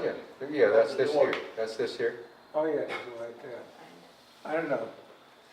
Can you clarify that? And On the application, I was looking to see if I had a picture, because I took you one when we did the site walk the other day, but I don't know where it went. I mean, I can clarify it, so whether it's, you want it on a timer, so, you want it pointed away so it's not lighting the light? Or can we just approve it with lighting, and then if they don't turn the light on, then it's not an issue? the idea is we want downlighting, we don't want light, covered and downlight, so it doesn't light the sidewalk, it doesn't light cars going by. That light would do that, and it looks, but we don't know what's up there now. Yeah, and then with the correction, so instead of, this would say 25, this would say 12.5, and Well, did you actually measure with, I measured it, it's 25, so it's Yeah. 12.9, and then take away 3.9, so you'd have 8.6 remaining. okay, and then it says, is light illuminated, currently says no. right, it's not intended to be illuminated. And then, so the sign, the bracket's now at 9 feet, so you're talking about raising it up so you can clear 7 feet, so that's just a Correct. 4-inch increase in height. So just, although that doesn't hang over the side. It doesn't hang over the side. which is why I wanted to bring it up, is it worth them moving it for 4 inches when it doesn't hang over the sidewalk? I don't think so. No. Oh. I think It's only if it hangs over the someone side. can walk into it, you can't walk into it, it's hanging on the building and there's nothing under it, but weeds. Good point. So you don't need that clause at the end of number 8. Okay, then we won't raise it, that makes it easier. Yeah, you don't have to if it's nothing under it. Sometimes we just say, put a plant, if there was one store on Market Street had that, we said, put a planter under it, so you can't walk Just under to it. the right of the municipal lot. Right. Yeah, it's right. It wasn't hanging over the sidewalk, but people would still walk around the corner of the building and Right, so potentially. to put a hit their planter head. there, so they will see, oh, I can walk around it. So, will you approve tonight without the light, and if they want to come back for a light, we'll come back in the future for a Yes. light? Approve with the conditions of the corrections we noted on We'll make those corrections. the application. Okay. I'll make that motion. Second. All the seconds, who was first? Choose who you want, Ryan. Sean was first. Those in favor? Aye. Aye. Thank you. Okay, and then, before I leave, are you gonna discuss the health site walk? We have another applicant after you. That's fine, I just meant, should I wait or not? Ultimately, that is up to Darren. Referrals And- from the zone and- enforcement officer, is that what you're talking about? No, no, I have other stuff. Get him with the stuff. Oh, I see, that wasn't on Okay. the. That's okay, I mean, we submitted an application, so For September 17th. it'll be on the next agenda, we can Okay. discuss it then, didn't have to wait around. But the question is, are we gonna go through our notes tonight, or is that not gonna happen tonight on that, about that sidewalk? Because I think what Victoria wants to know, if she should stay or not. Yes. Oh, we didn't put it on the agenda, this is the hub. Yeah. Oh, okay. We have to review that. You have, well, you have you have Darren's notes, but that's it. No, we don't have it, that's on the 17th. I mean, do you have Darren's notes? I do not have to. So can we send Victoria Darren's notes and then she's heard it? If we I'll can add get it to the list tonight of the things that need to be sent out. Okay. I didn't send it to Victoria because I didn't think we were gonna address this tonight. Yeah, the 17th is what we scheduled it for. Okay, Let's finish up, we have one more applicant. Thank And Mr. How many Chairman, referrals? I need to recuse myself on the next Yes, item. we know that. Victoria, to a financial interest. Good night. You don't have to leave. I don't believe. It's just, Oh, yes, I think yes, I have to at least go I'll out. sit in the audience, Yeah. all right, fine. I'm not saying anything. Okay. This is Crystal Lake Lodge. Hi, my name is Elsa Fallis. I'm an architect working for the Arctic Building, and I'm here representing Delvaleo Properties. Can you say that again, please, your name? Ilsa Fallis, spelled I-L-S-A, and my last name is F-A-L-I-S. I'm an Ilsa Salas. Fallis with an F. Fallis, Yeah. Ilsa Fallis, that's why I asked. Thank you. Thank you. So this property was subdivided, and then it was put back together, and now we're subdividing it again. No, No. it was subdivided in 2013, and Right. the application is to consolidate it. Oh, Or, no. I'm sorry, I'm tired. No, it was subdivided, it was consolidated in 2013, and we're applying Yes, to... that's what I said, Yes. right, okay. Yeah. You're not as tired as I am, apparently. I am, but just, if I start snoring, So, we have to have a public hearing on the subdivision, right? if the board feels what is presented is enough to schedule that public hearing, I would suggest to the board to break things up, that the board consider scheduling this public hearing for October 1st and not Our dance September card- 17th. Our But dance hey, card's pretty I full. just say suggest things, so you know. So what are we, Yeah. so it's one lot now, Yes. and you have a house on the drive up to Crystal Lake, and you have the big lodge in the middle with like a walkway, and you had a house that went out onto the lake on the left side. Is that gone? Is that sold? Or It's a boathouse Yeah. that is part of, the intent is to keep that on the lot with the lodge. All you do is chopping off the house on the road to the lake. Exactly, yeah. A big piece and a small piece. And just as a clarifying point, the proposed So new would it- lot line is just that Split that. central. Yep, And that's it. yep. And that is where the subdivision was before the consolidation in 2013.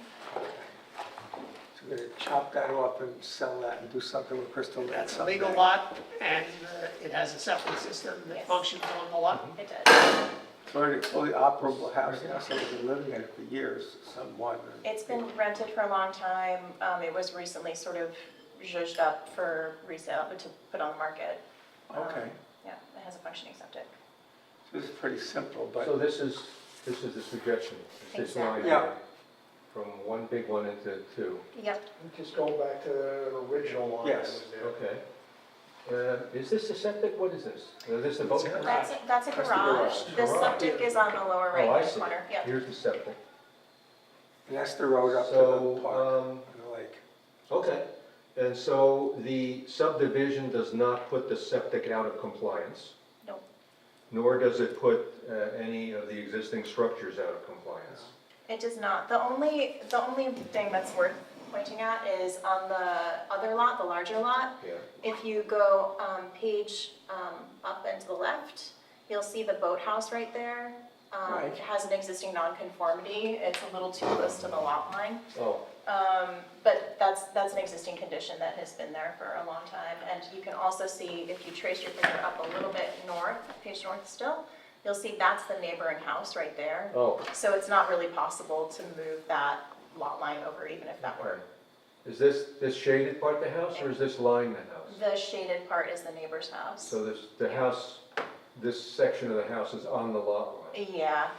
I think And the rest of that lot is in the water? Yeah, I guess. Yes. Okay, there's some water rights. Where do you see the water there? That little triangle at the Yeah, top that's is the water. shoreline. Oh, yeah? You're out to the lake there. Oh, Swimming, Jim. oh. You go swimming Oh, in the Is backyard. this the boundary of the lake? Yeah, the lake goes around, and I the see. park is there. Okay, yeah. Well, that's interesting. It's interesting.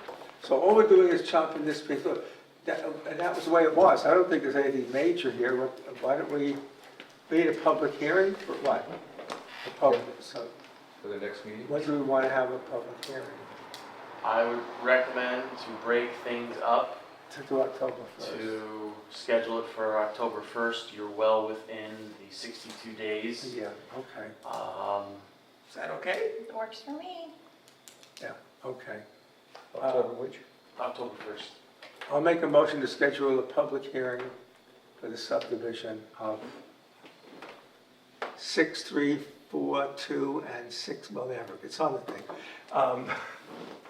Subdivide, the public hearing subdivision on October 1st. I'll second it. All those in favor? Aye. Aye. Okay, Thanks very much. you can come back. Thanks for your patience. Why you sit there if you come? Thanks for your time. So how much is, Okay, so just let me write in that Darren returns to the board from his timeout. very, very time? Having a very, very efficient minute taker, Mr. Dowd. Okay, Darren has returned. one referral that I have from the... One. Good. Excuse me, I will retract. The first referral I have from the code enforcement officer and the building inspector is at 23 South Street. The project is ongoing. So I have here, the first document is what the board approved a couple of months ago for everybody to look at. That elevation specific to the window setup. So this is the east side? Eastern elevation, yes. Yeah. So that is what the board already approved previously. The right side of the building from the street. Okay. And what, They want to alter the window and they actually want to lessen the amount of windows, Jeff? They want to lessen the amount of windows that they originally received. Who's the applicant, Ryan? Just Quatrefoil and Catherine Whitman. Okay, this is Evan Hughes and Yes. Adele Evan Walden. Hughes and, yeah, Hughes and Walden. South Street. Where they're putting that new porcelain? Yes. Okay. And they And put we're looking a at the- shed in the back corner. That is what the board already approved, and what Jeff has in his hand is what they're proposing to reduce the amount of windows and the size. And what their question is, do they need to return to you guys for an amendment, or are you okay with the code officer and the building inspector? But just a question then, Ryan, on this drawing, there are two windows here that say new window to match. Right, so I believe on what Take you a look at already both approved, pages. there was 3 or 4 that they were proposing.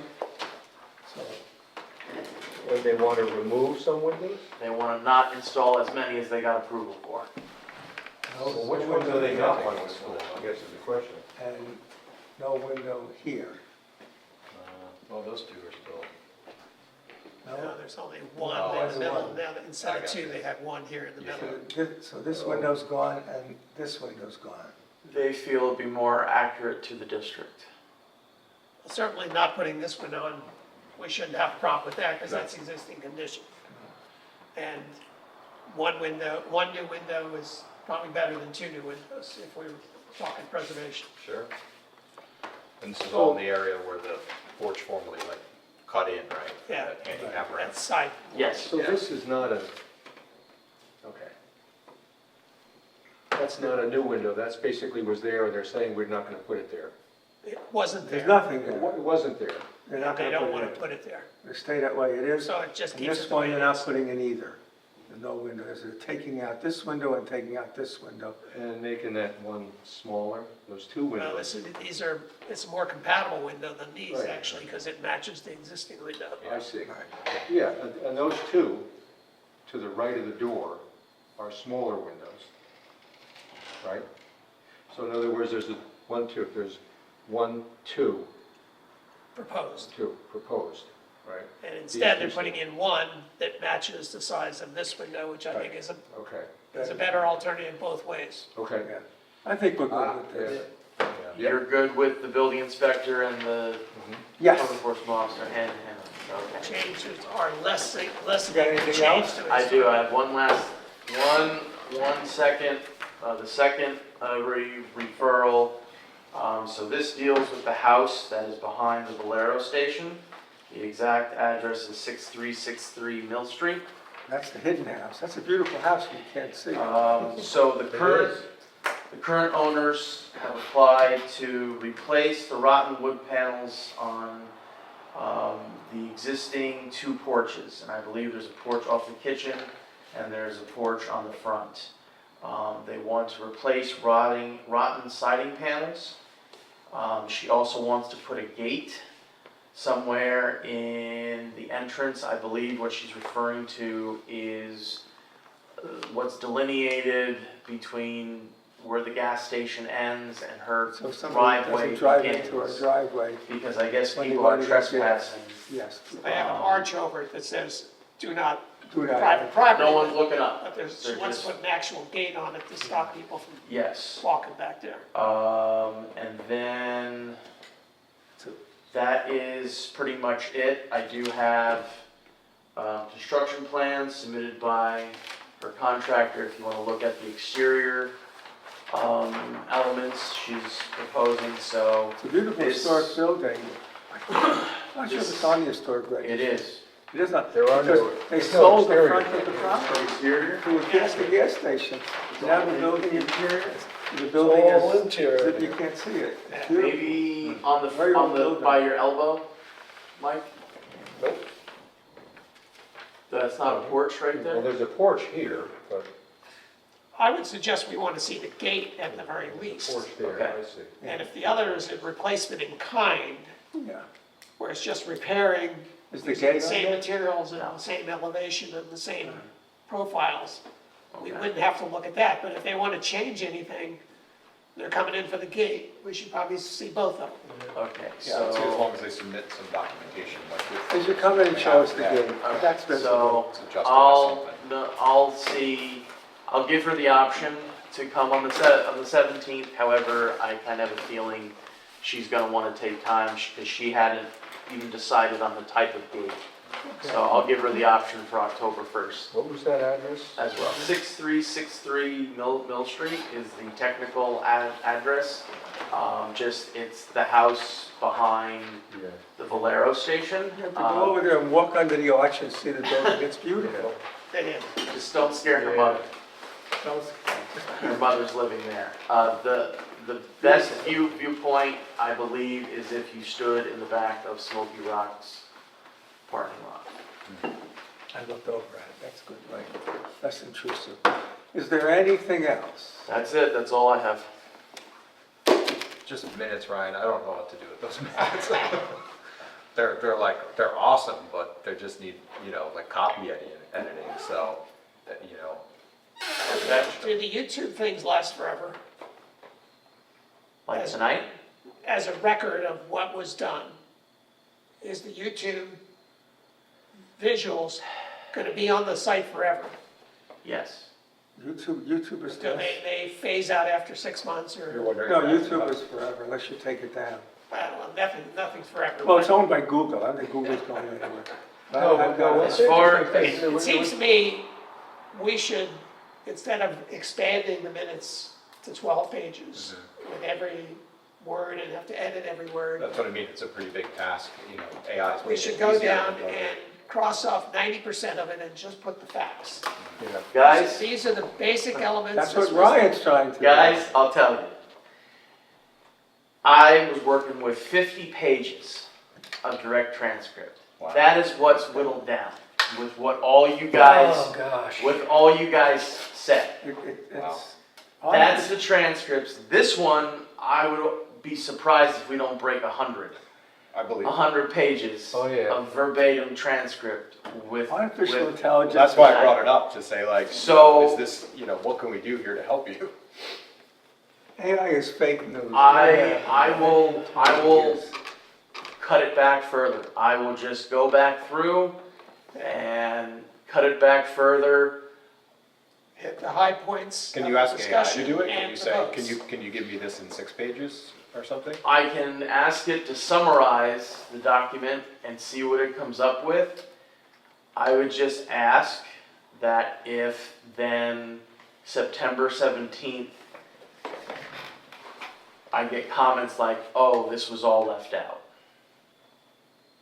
I don't think anyone's ever gonna make that comment, Ryan. I think my point was just simply like, okay, now we have a new way of approaching this, and like, you know, we realize the monster we've created for ourselves here. I mean, How can we turn it into something that's not your entire job, We also have a tape, right? Tape or our recorder. entire job? That is not guaranteed.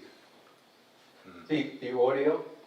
Oh, that we have. Yeah, the software that Ryan uses generates the 50 pages from that audio. Exactly, Yeah. but that is maintained, it's saved on my computer and on the server. right? Yeah, okay. But does that Whether qualify?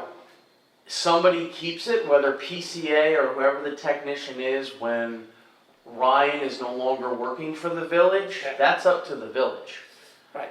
Jeff is no longer But that's a backup volunteering to to make the the YouTube. movies. Right. That is a backup to the YouTube. So if anybody really wants Yes. to dig down at this, what was said at this meeting, they have two options now.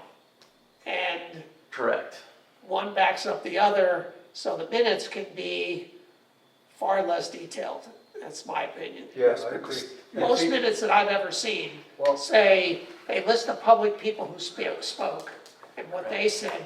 They list the general subject matters that we discussed, not all the Right. possible options Right. and the solutions or the conjecture or the background. They say, you know, the size of the lots 3 and 4 were discussed and the possibility of a corner parcel.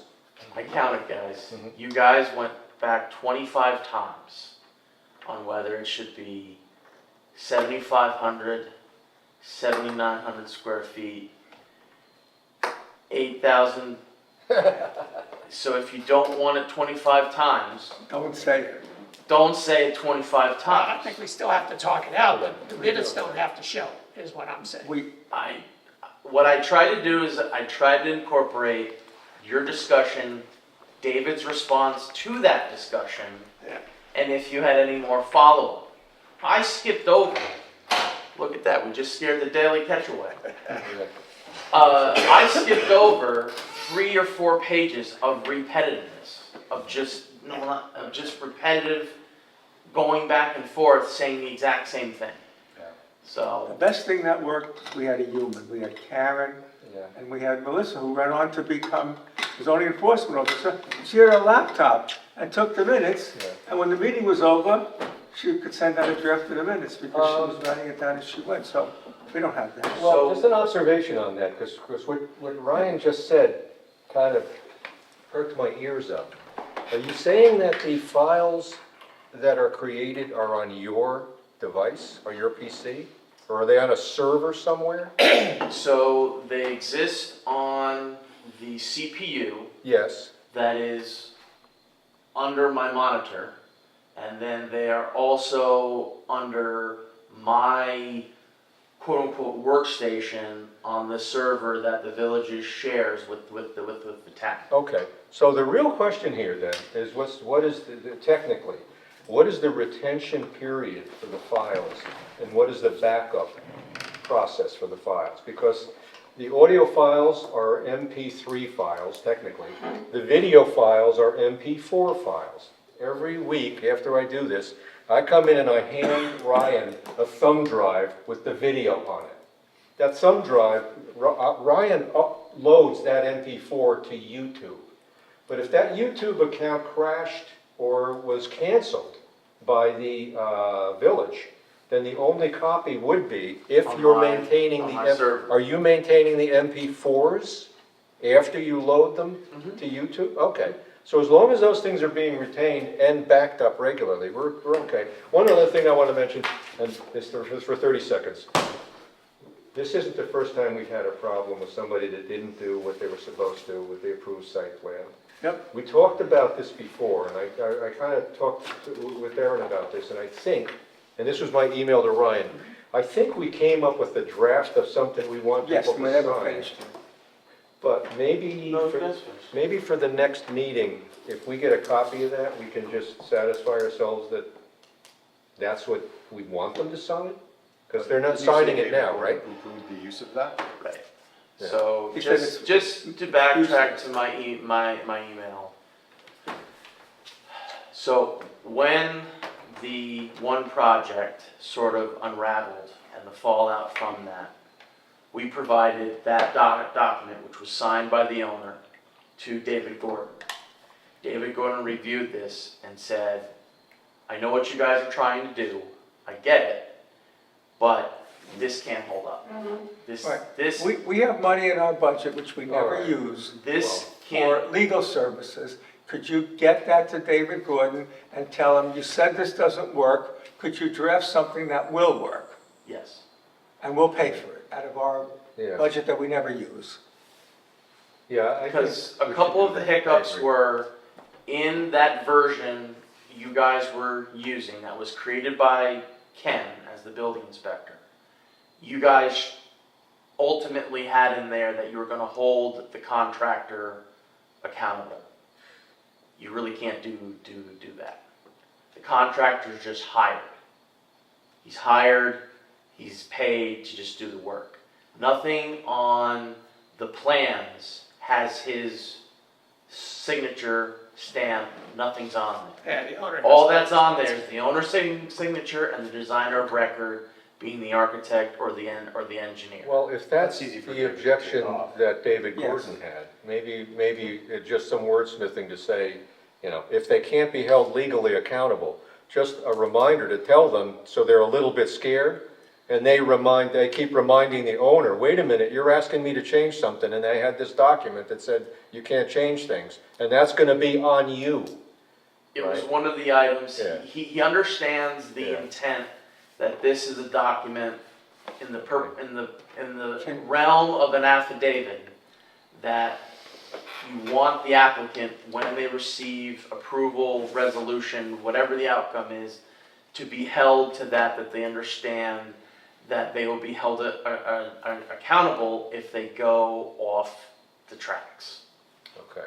And start making Well, decisions on their own. Yeah, the last draft of that was pretty strong, the red lines that All were right. sent through. So without that provision binding the contractor, and I think architect was in there too, My it guess might just be is, fine. Yeah. I have a feeling David's gonna just erase the chalkboard and start from. Well, but let's get it done, because, you know, Yeah. We have money. this isn't the first time this has happened. But he'd benefit from seeing that document either way, Yeah. because Yes. it was He- revised twice, and it was, the second time it was revised is because we realized it wasn't specific enough. So he has it. Good. I think the main issue was timing, because as soon as that was all reevaluated and redone, Yeah. they jumped right in with the Bulkley School, and Yeah. he's not just our attorney. Right. He's the planning and zoning attorney for the ZBA and the Board of Trustees. He's not, Oh, we got it. David and Emily are just not Right. for us. So, let's be clear then, what are the next steps there? Are we asking The him to go next back steps and look? is when I am back in the office, that I will begin the process of working with David. Probably Ken will have a part in this, in redrafting this Good. affidavit for applicants to sign on to once they receive final approval.